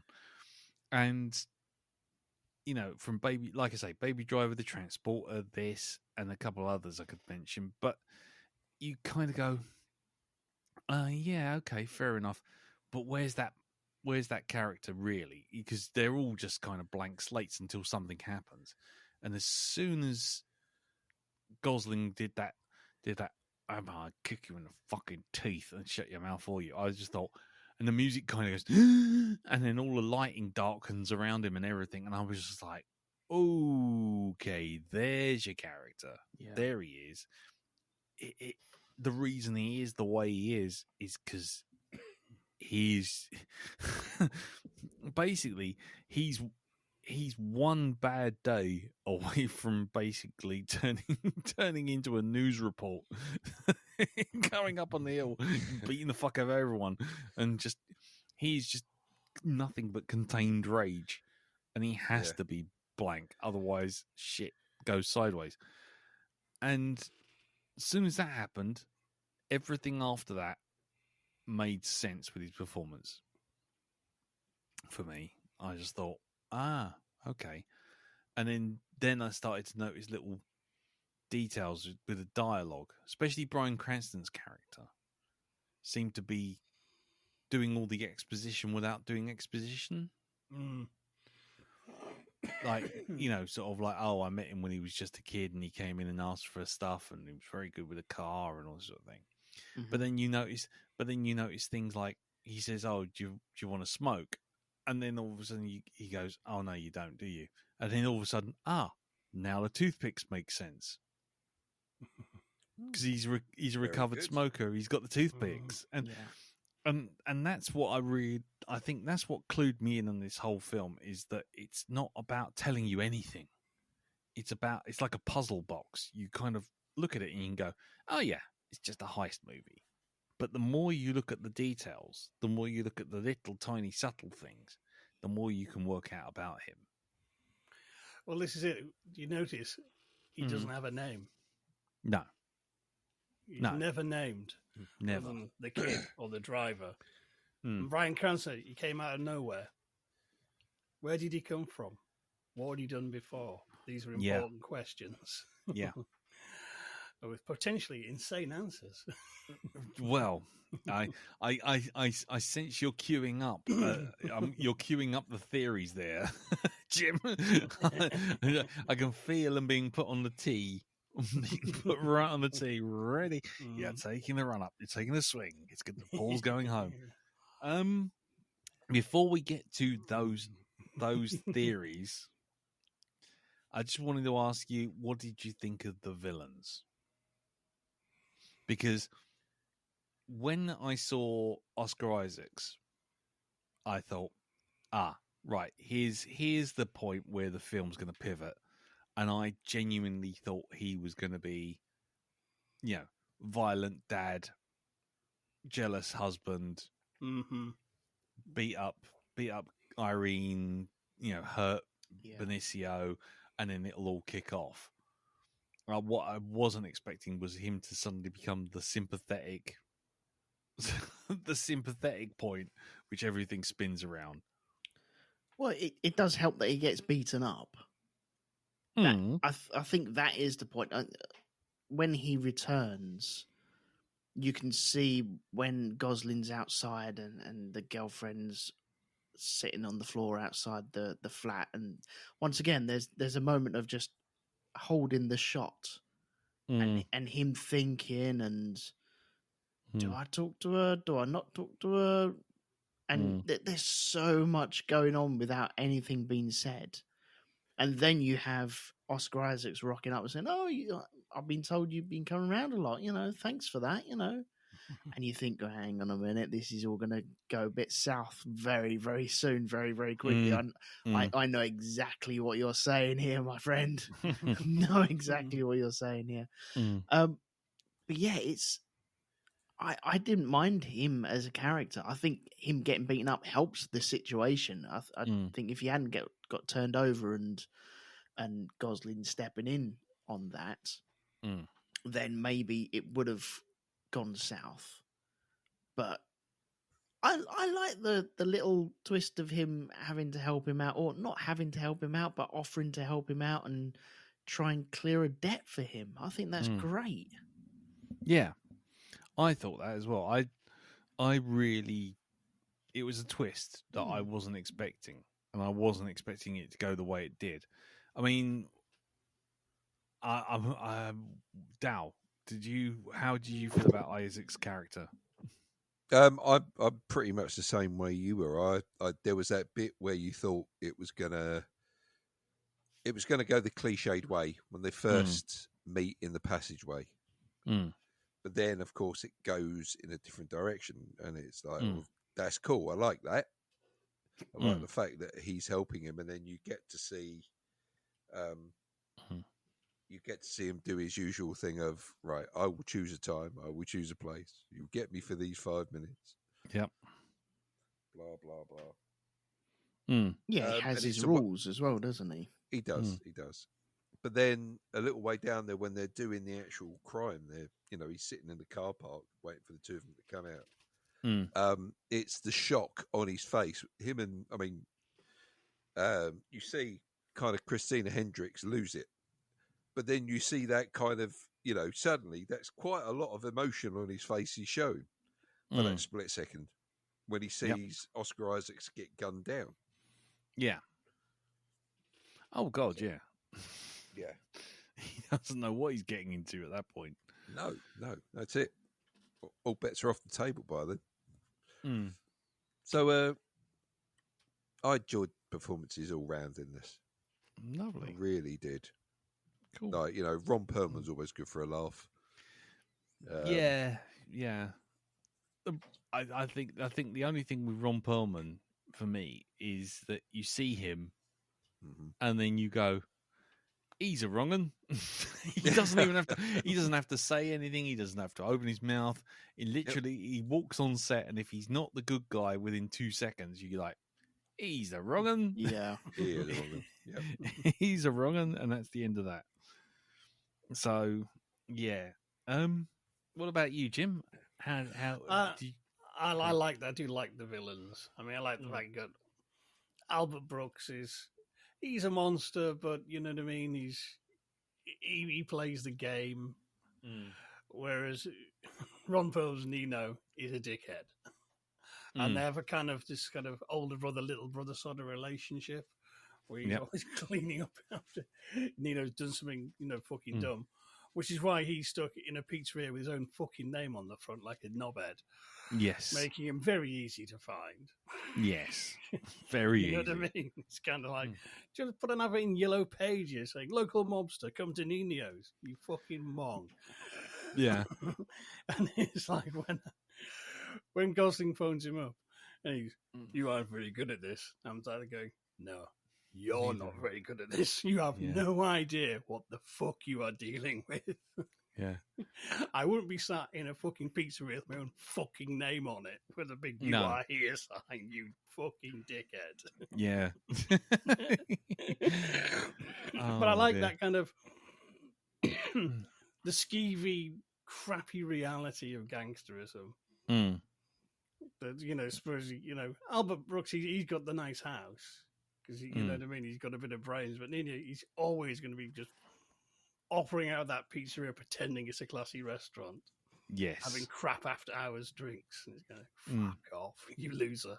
Yeah.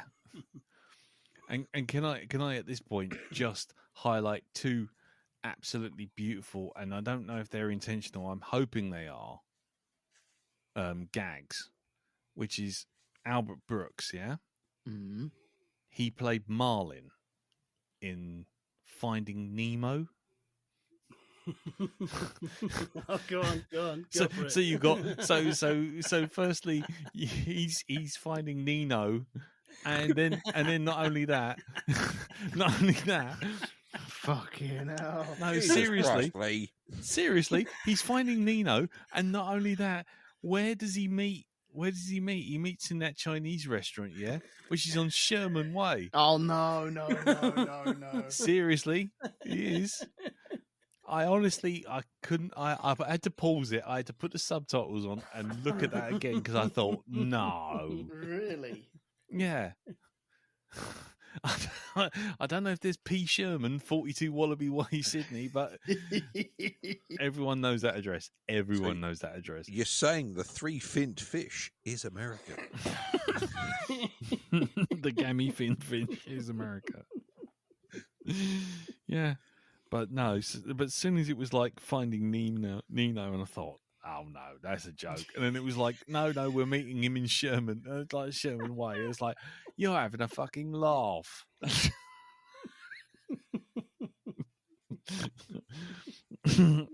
If it wasn't a joke, they missed the trick. If it was a joke, then fucking. So this could be all in the dreams of Nemo's father, the little fish. Marlin, yeah. Oh, Albert Brooks. Albert Brooks dreaming of being a big-time gangster on the surface. Jeez. I missed all that. I apologise. That's good. No, don't apologise. I literally, it was just one of those, because as soon as you see Albert Brooks, I've always had that whole thing. And what Jess was texting when the film was going through, he was asking me all sorts of questions because he's like, "It's my favourite film." All right, fair enough. And he went, "Oh, Albert Brooks, he's and I'm like, "Well, yeah, I've always seen him as a schlub." And he goes, "Yeah, but Marlin's got gangster connections or something." And I went, "Marlin, oh, Finding Nemo." And then as I said that, the phone call happens with him, and it's, as you say, Jim, it's over the fucking, it's the name over the top of the bar, over the top of the restaurant. I'm thinking, oh no. So yeah, no, it just made me laugh anyway. Right, go on then, Jim. So you have some theories. I'm gathering. I'm not gonna let you hold off for longer, mate. Go on, you can do it. Go on, go for it. Well, my own sort of personal theory is that kind of it's like all of this has happened before to him, and you know what I mean. He crossed lines, became very good at what he did, and somehow he got out. He literally just got in a car, drove away, rocks up with Bryan Cranston's thing. I'm now living a quiet life. I speak to no one. I will just, I will fix cars. I will drive cars. That's what I enjoy doing. And, he gets sucked back in, and all he wants is to get them out.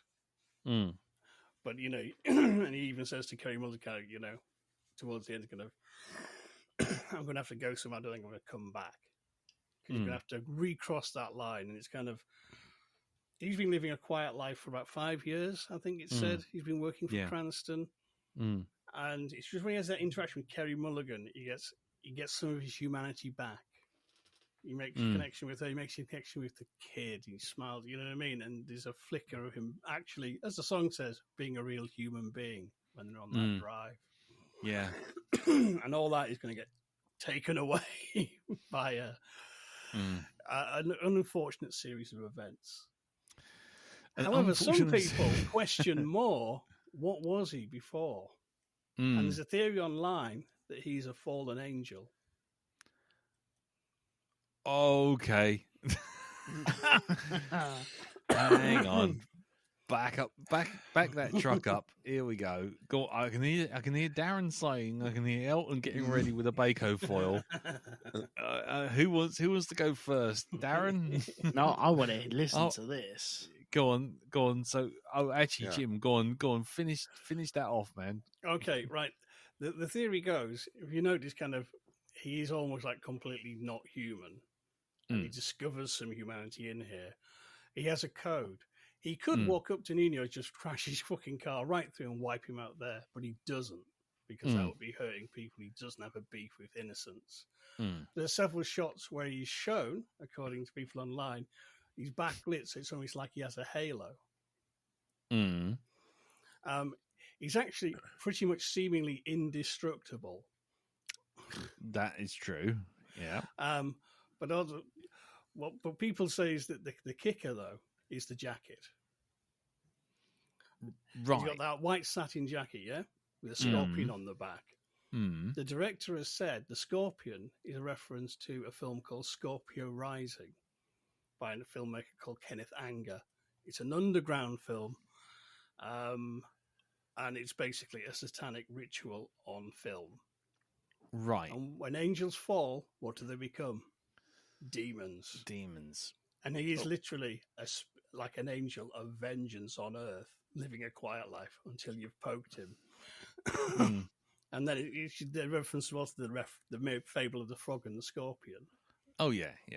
And the idea is the driver is both. Oh. Because the story is, there's a frog and a scorpion wanting to get across the river, and the frog says, well, hop on my back, I'll take you over. And halfway through, the scorpion stings him. And the frog goes, you dickhead, why you do that? We're going to die. And the scorpion goes, sorry, my friend, it's my nature. And it's kind of, he has a scorpion on his back, on that jacket. That is his nature. He is an angel of vengeance, and he can't get rid of that. And it's kind of, give him the right circumstances, and then he's stamping people's heads to a pulp. Yes. And, fucking bringing the pain to people who really actually fucking deserve it. Okay. I mean, the only thing, I'm not going to dismiss it. It's pretty wild, I must admit. I think it's a fun thing to talk about. I'm not sure I believe it. But I like it though. I think it owes a lot to the lighting in the film. I will say that, because the moment before it all kicks off, the moment before it all kicks off in the lift. And I think we all know what that means. Actually, why am I being coy? Why am I being coy? When he turns that guy into paste, when he turns that guy into strawberry jam with a boot in it,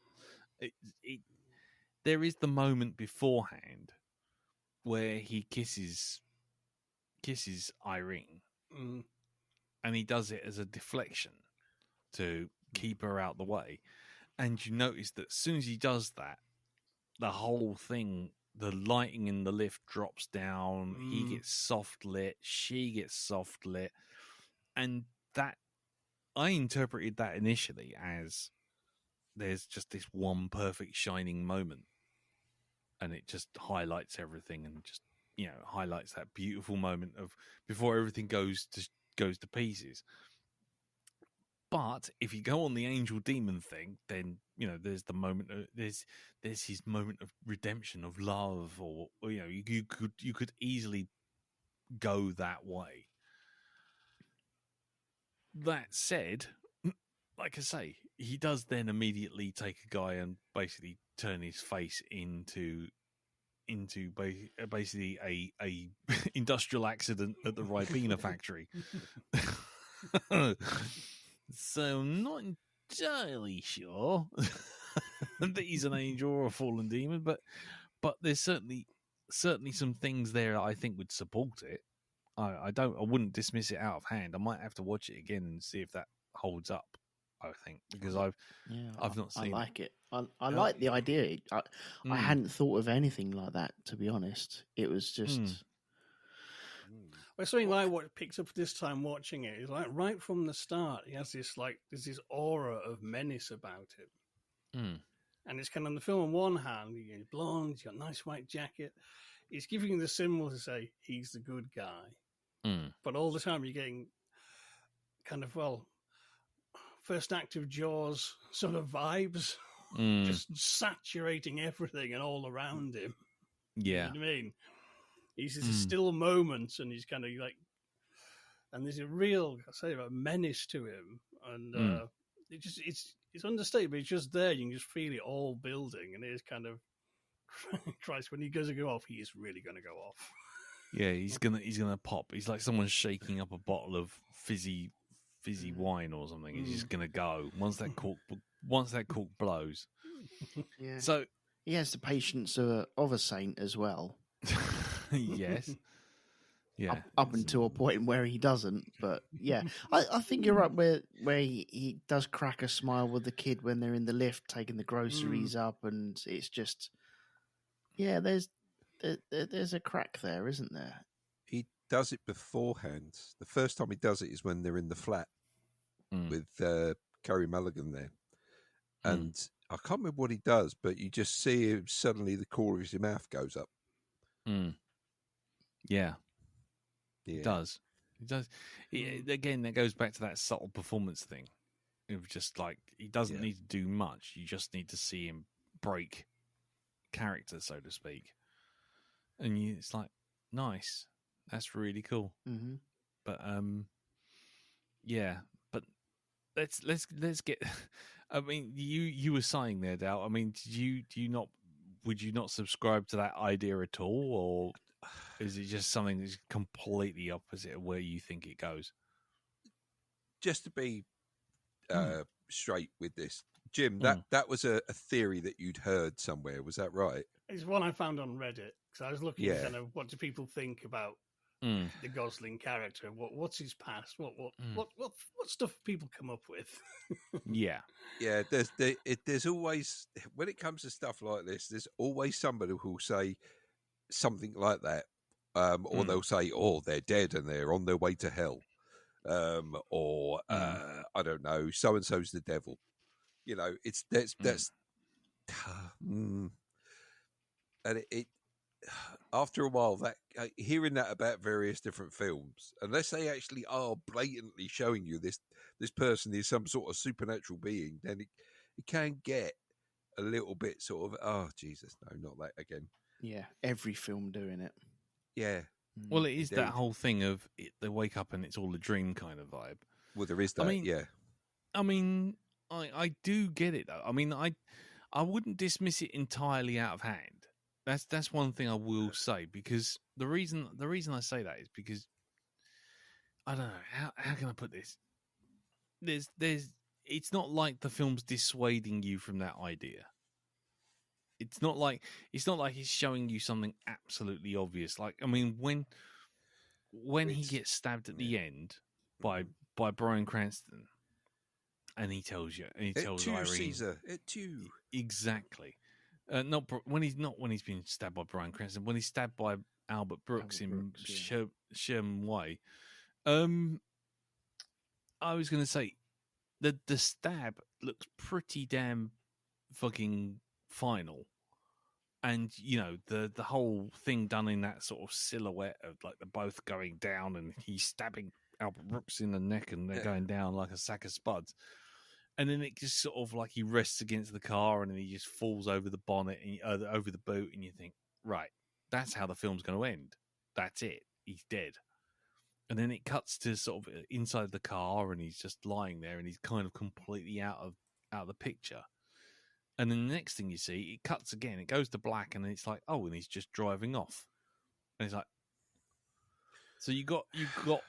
I know that's kind of artistic license, whatever. But the thing is, there's a certain angle at which that you can sort of go, okay, so he literally just woke up from basically being dead in his car.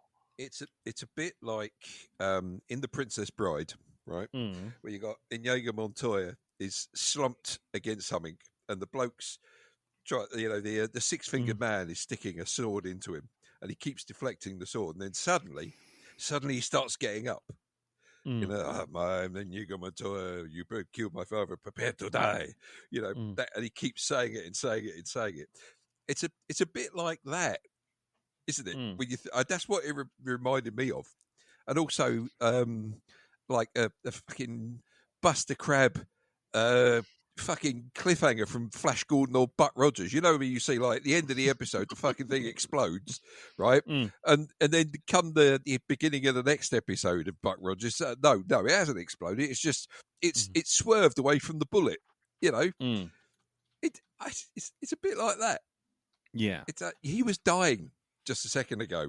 You know, if he's not going to die, then don't have him that injured. But you're kind of taking something away from it when you have him like half dead, and all of a sudden he's getting up and he's off down the shops. He's doing his shopping. He's paid for his electricity. You know, he's looking forward to going home, maybe watching some of the Olympics or something like that. It just. Yeah, you're doing really. You're like, oh, look at this! He's really dramatic. He's almost dead. This is it. He's come to his final man. See, he's up and he's gone down the shops. Just yeah, I've seen that in a few films, and it. Yeah, I let The Princess Bride get away with it because it's a comedy and it's not. You know, it's not trying to be serious, but I don't know. It's that that kind of. That false, it's almost lying to the audience. It's a bit of a cheap shot, in a way. It's generating some emotion that it needs you to have, and then it kind of takes it away. It's like, so he's able to do all this and drive. You've seen that thing in was it Police Squad where the bloke gets shot and then he's like stamping his fucking paperwork as he's going down. It's a bit like that. It's just like he should be dead now. He's obviously bleeding out. He's been stabbed in the stomach, for fuck's sake. You know, you've got to get medical attention ASAP. Otherwise, that fucker is going to kill you. But then that's kind of going on to what Jim was saying, the theory that if he's not able to be killed, you know, and he doesn't take the money either. He leaves that money there, and I think anyone else, any crook worth their salt, would have picked up that money. There's $1 million laying there, or taking it to Irene. Yes. Well, he offered it to her, and she was just she slaps him in the face when he suggests that. So the money for him doesn't. It's, I suppose there's a whole thing of what this money is now connected with. It's blood money in every single way, shape, and form. It's, her husband had to die for this. He's not going to want to. If I were him, it'd be like, I have not got the stomach to spend this money. I'm just going to. I don't want that. Right. Yeah, just. Well, I'm just going to leave that there. I've had, where it comes to money and possessions connected with somebody who's died, I kind of had an experience, not the same sort of fucking scale, but this way. I'm not going to tell you. I'm not going to mention it on the cast, but it's silly compared to what you see on the screen here. You found the fiver on the bus, didn't you? No. I'm not going to. I'll tell you about it in the green room. All right. Yeah. Fair enough. Okay. Well, it's so small scale compared to what you see, but I don't know. It's the same sort of thing. Hey, look, you can have this. No, that is connected with someone who's died. I really don't want that. Thank you very much. I'll give it to someone. Did you steal a homeless man's change hat? Yes, I kicked him to the curb. I curb stomped him, and then I took his money. That's it. Yep. Spent it on a Twix. And I took a bite off the end of the Twix, and I thought, this has gone off, and I just binned it. Yeah. Didn't even finish it. And then I pissed on the bin. And then I covered the bin in petrol, and I set the bin alight. And then I put it out, and I put more petrol in it and set it alight again. And then I put out the flames by pissing on it one more time. What an eccentric performance. You weren't robbing a Greggs earlier on, were you? No, I wasn't. No, I wasn't looting. I wasn't, I wasn't putting across a political point by raiding a Greggs or a Lush. Or a shoe fair. Or a shoe fair. Grabbing all the Crocs you can get. Exactly. Because nothing says political point like actually going in there and finding a pair of shoes that fit you. Or not even shoes, a pair of trainers, Yeah. Nothing. Or a nice T-shirt, say, I went to Southport and I got this lousy brick vasectomy. Exactly. Yeah. Oh, yeah, that guy, yeah. And, maybe filming certain things to put straight on Facebook, because that's always intelligent if you don't want to get found out. So, yeah. Yeah. Nothing says sympathy for a family like I'm just going to nick a pair of fucking Nikes from JD Sports, does it? Can you imagine that, though, right? The hiccups back. The hiccups are back. Can you imagine that, though, where Lush is concerned? You've gone in and you've raided it, you've done your thing, and you go to prison for it. And they say, what are you in for, mate? And you go, bombs. Well, so is it like, is it nail, car, high explosive? And you go, bath. Lavender fizz bomb. A unicorn poo bath bomb. Yeah. They are real, ladies and gentlemen. This was made by Kyle on the 13th of the 4th, 2002. Jesus Christ. Fucking hell. I mean, we shouldn't make light of the actual events, but fuck me. No, we're not making light of the event. We're making light of people's fucking stupidity and their fucking barefaced lying, isn't it? It's lying. It's it's just they just go fucking nick some stuff. But anyway, sorry, it went off. Anger boiling under the surface. Anyway, oh man, tell me about it. Yes, moving back, moving swiftly on back to the film. Okay.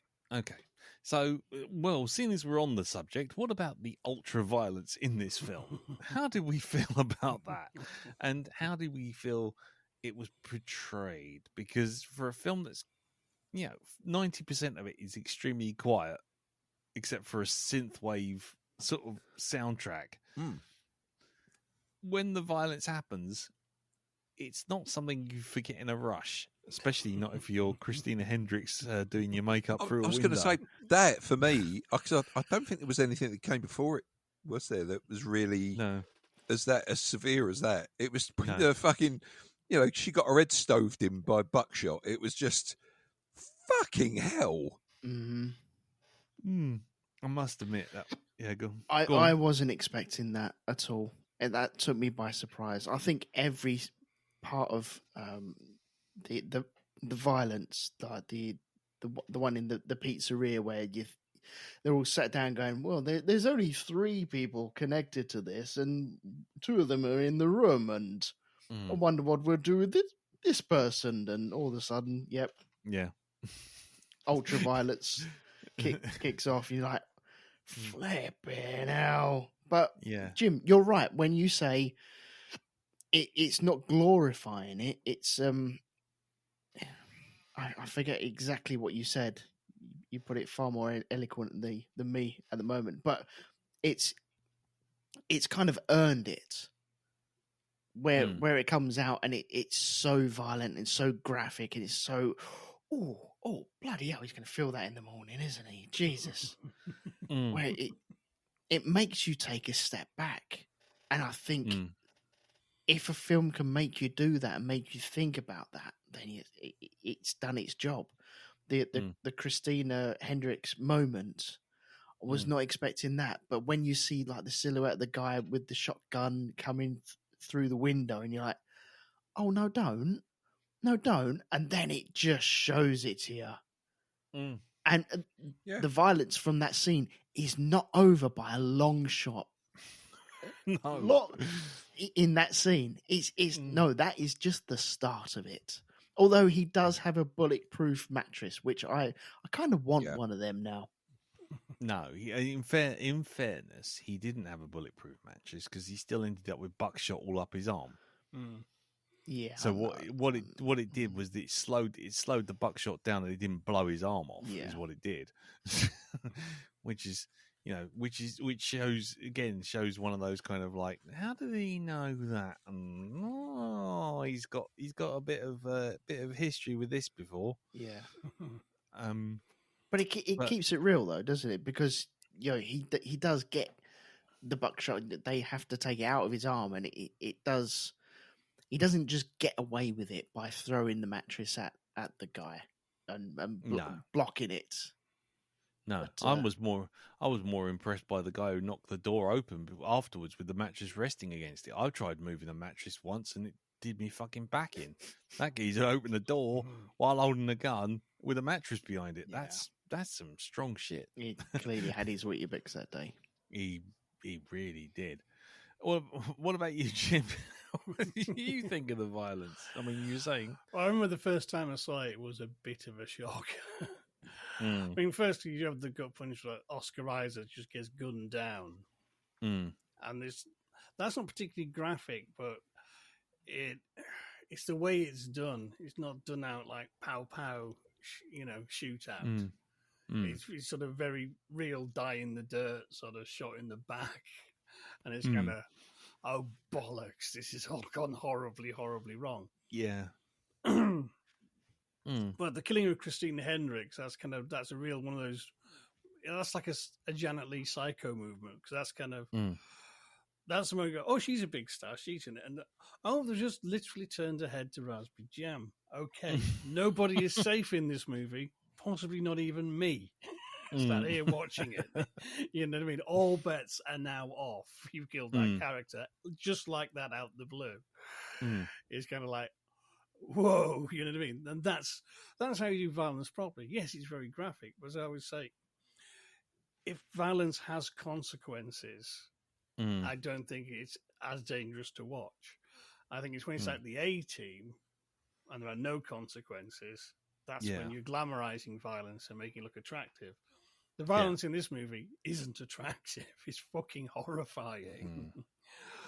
And I think that ties into the fact that the Gosling character is capable of such appalling violence while looking so angelic and being so calm and so reasonable.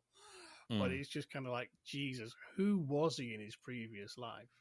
Yeah. what he wasn't just a getaway driver. He was kind of he makes John Wick look like a twat. You know what I mean? Oh, I'm Baba Yaga. Yeah, named a Russian witch. Fuck off on your bike. Yeah. The unnamed driver would have John Wick for breakfast and he wouldn't even know about it. Yeah. He would just take him out and bang, forget it. Done. That's right. And, he's kind of...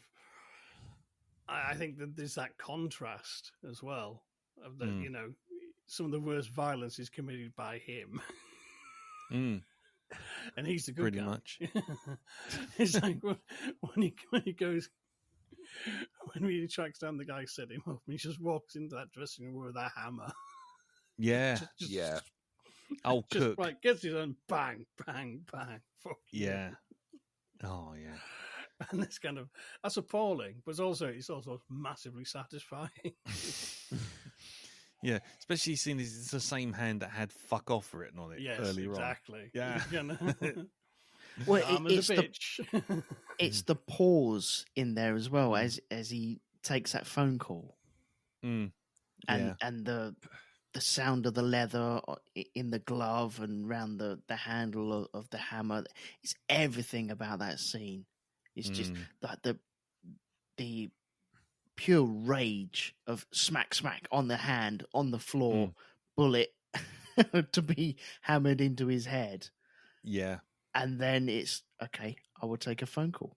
Okay, yes, okay, no worries, thank you very much. And then just walks off. Yes, kill them. Yeah.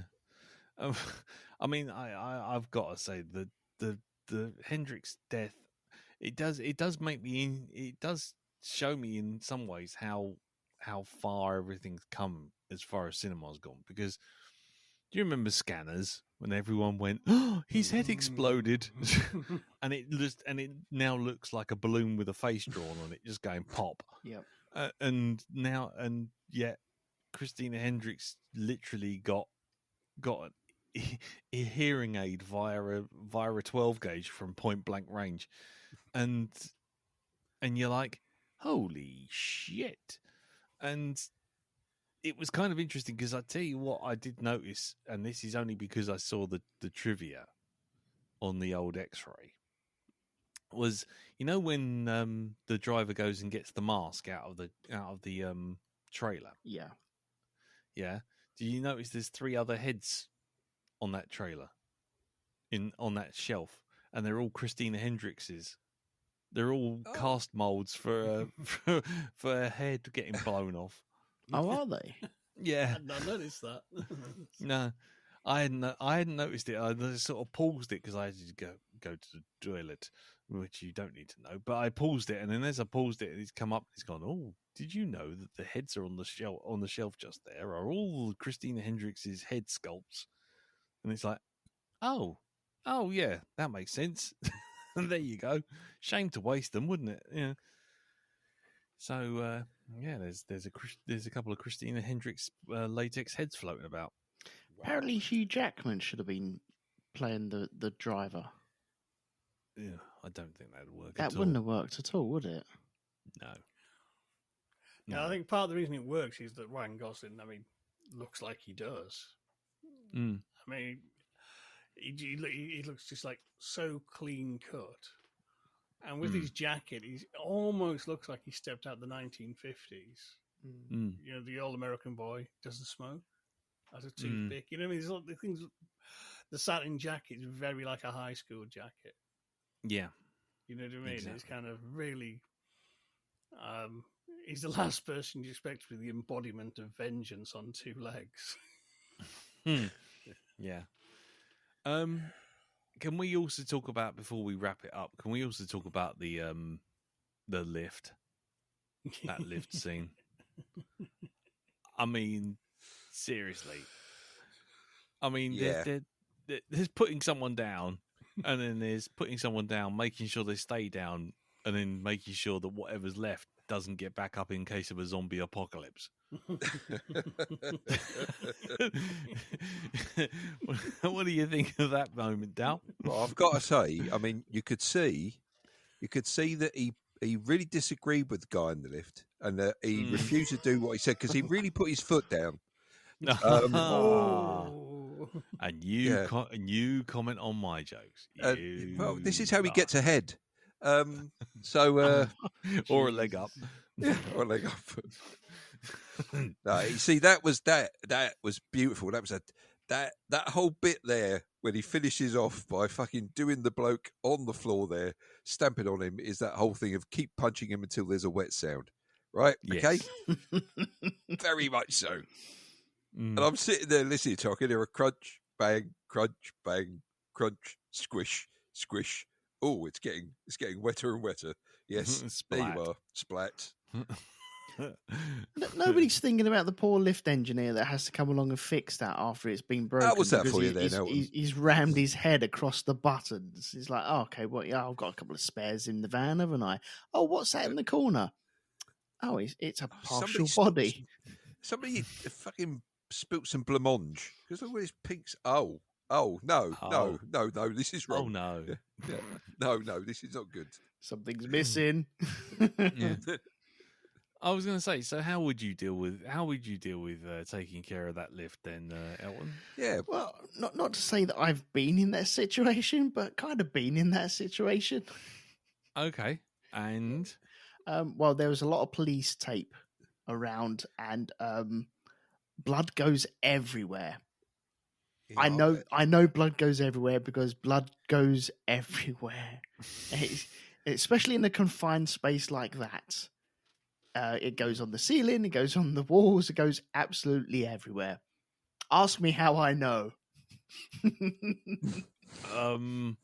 you cut yourself shaving in the lift? No. Oh. No. I ended up going to the police ended up calling us out. This was years ago when I was living in Greenwich, and I got a call to I forget where it was, near Nightingale Place, I think it was, in Woolwich. And one of the lifts had to be turned off. The police had requested one of the lifts be turned off because there was like a murder scene and someone had been stabbed in a lift after a fight. There were no bodies, but there was a lot of evidence of bodies. Oh. Yeah. Lots of blood, absolutely everywhere.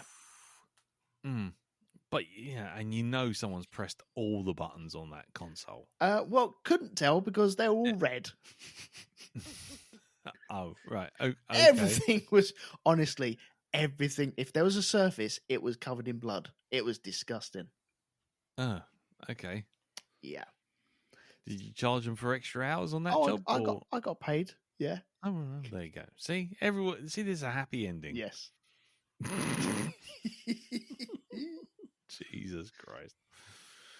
Welcome to the Morally Ambiguous podcast, ladies and gentlemen. Yeah, Jim, what's your vibe with that turning the man into jam lift scene?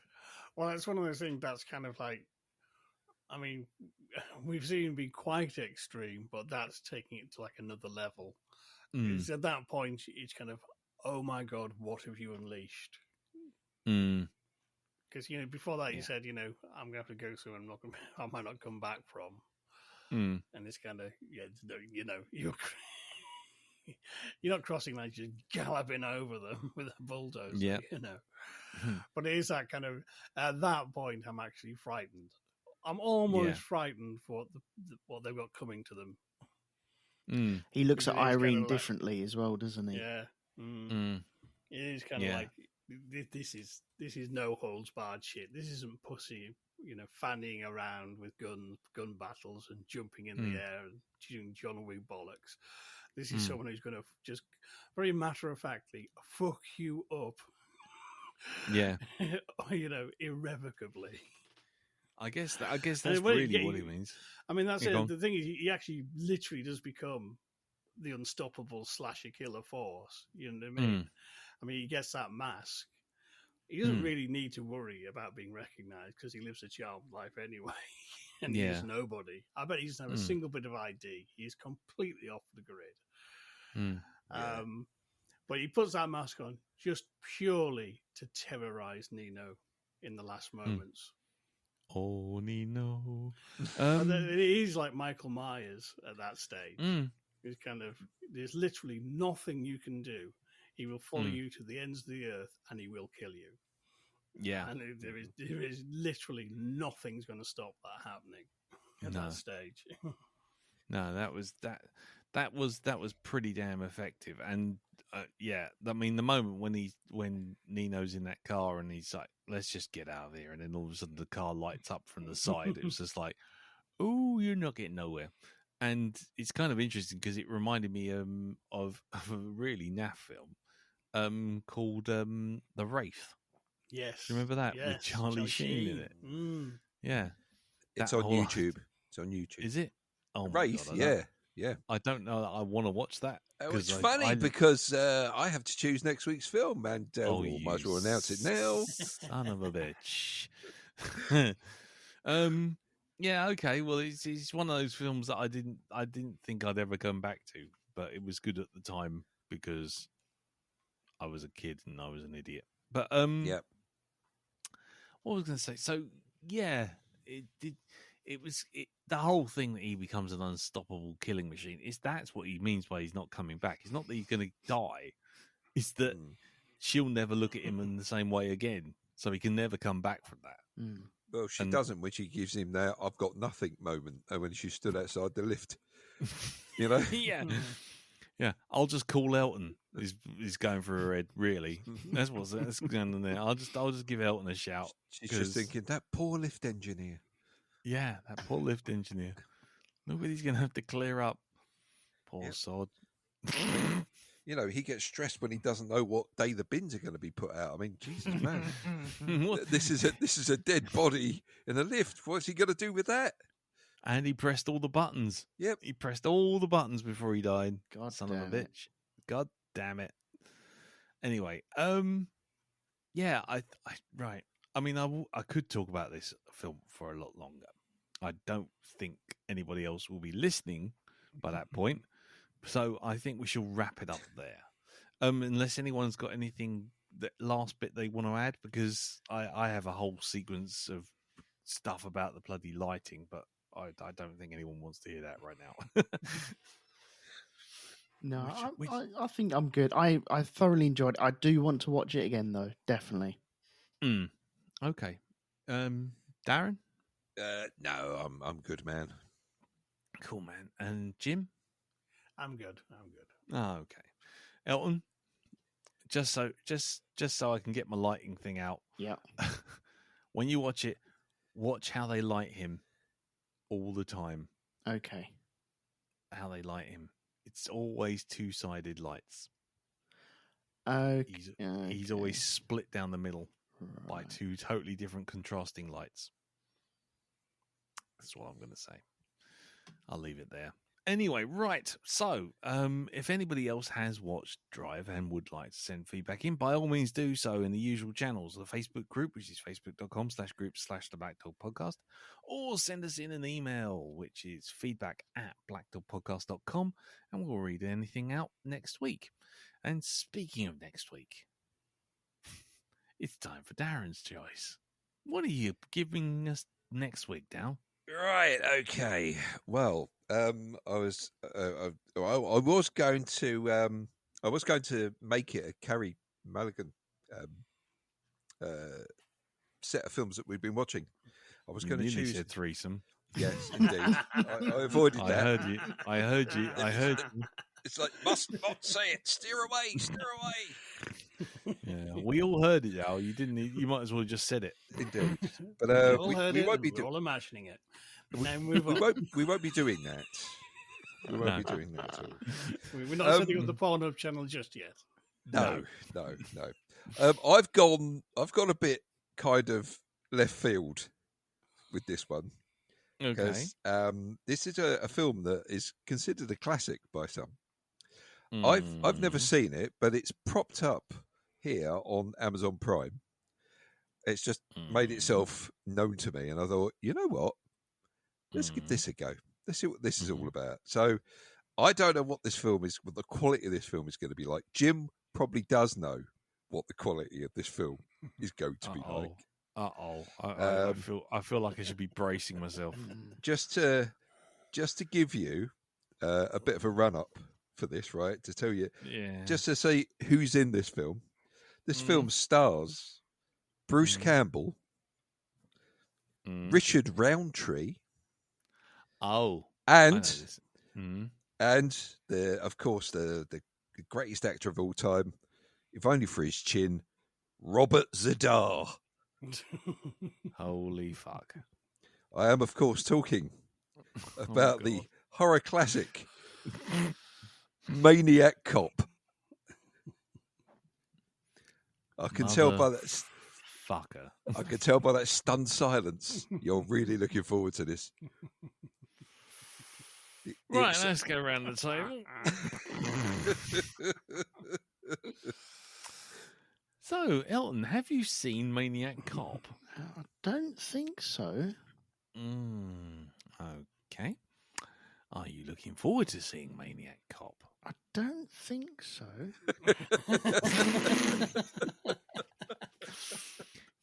Jim, have you seen Maniac Cop? I have. Are you looking forward to seeing it again? It'll be interesting. Oh God, this is not good. This is not. If this is Jim's response. It's one of those films. It has a cult following, but that isn't an indication necessarily of quality. No.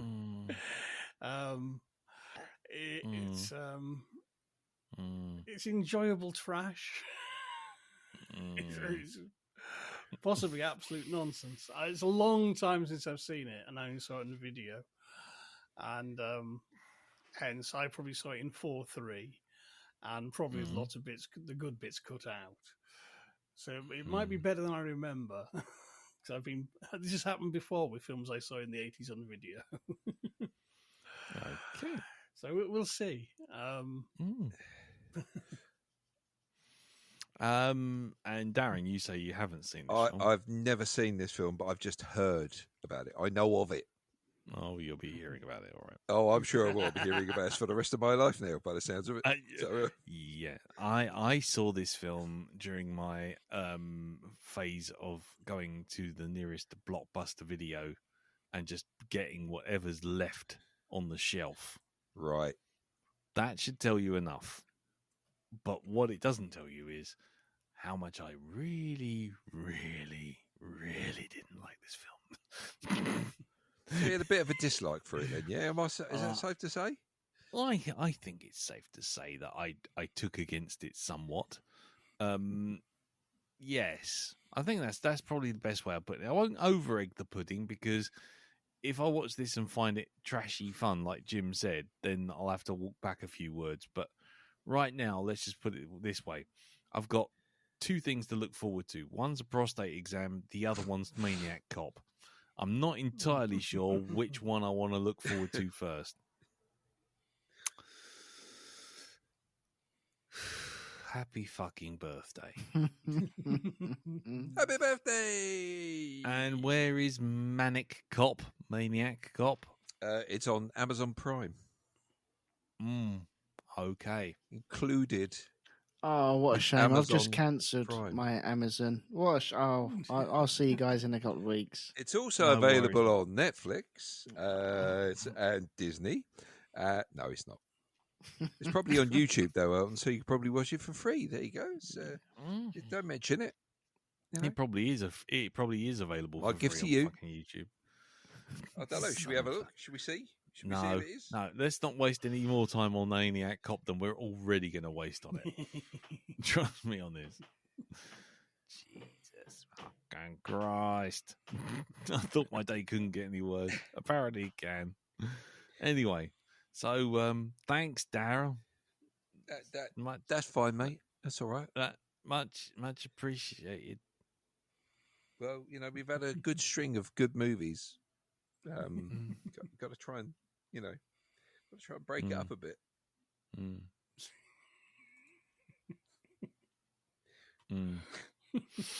Right. So much for Anyway. not drinking heavily next weekend, then. Yeah, so much for dry August. Right, okay. So, right, we'll leave it there. So, ladies and gentlemen, we'll see you all next week for Maniac Cop. But before we go, let's head over to Pimp's Corner. And, Jim, what's going on next with you and Hypnagoria?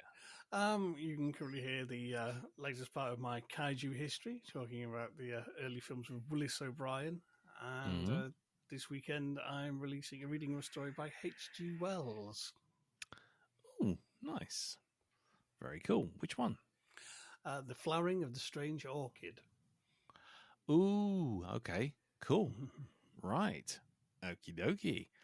Cool. And that's over at hypnagoria.com. It is indeed. Lovely jubbly. Righty-ho. And Elton, what about you? Cars going round in circles at the Grand Prix podcast, and bombs go bang in the Band of Brothers podcast. Oh, I thought you'd been to Lush. Brilliant. And that's over at rogue2media.com. Yeah? That's right, yes. Awesome. Right. Well, in which case, we'll leave it all there. Thank you very much for listening. Thank you, Jim. Thank you, Darren. Thank you, Elton. No problem. And as ever, thank you all for listening, and take care. And when we return, we will be dancing with songs in our hearts and skipping our step as we review Maniac Cop. Until then, take care. Tatty bye. Bye-bye. Bye-bye. Ta-da. Oh shit, I forgot the bloody phrase that pays. The phrase that pays. Oh, what's it going to be? Fucking Maniac Cop. Bye, everyone. Bye. There's a voice that keeps on calling me down the road. It's where I'll always be. Every stop I make a new friend. Can't stay for long, just turn around and I'm gone again. Maybe tomorrow I'll wanna settle down. Until tomorrow, I'll just keep moving on. Get out of the booth, Jack. No, I like it in here.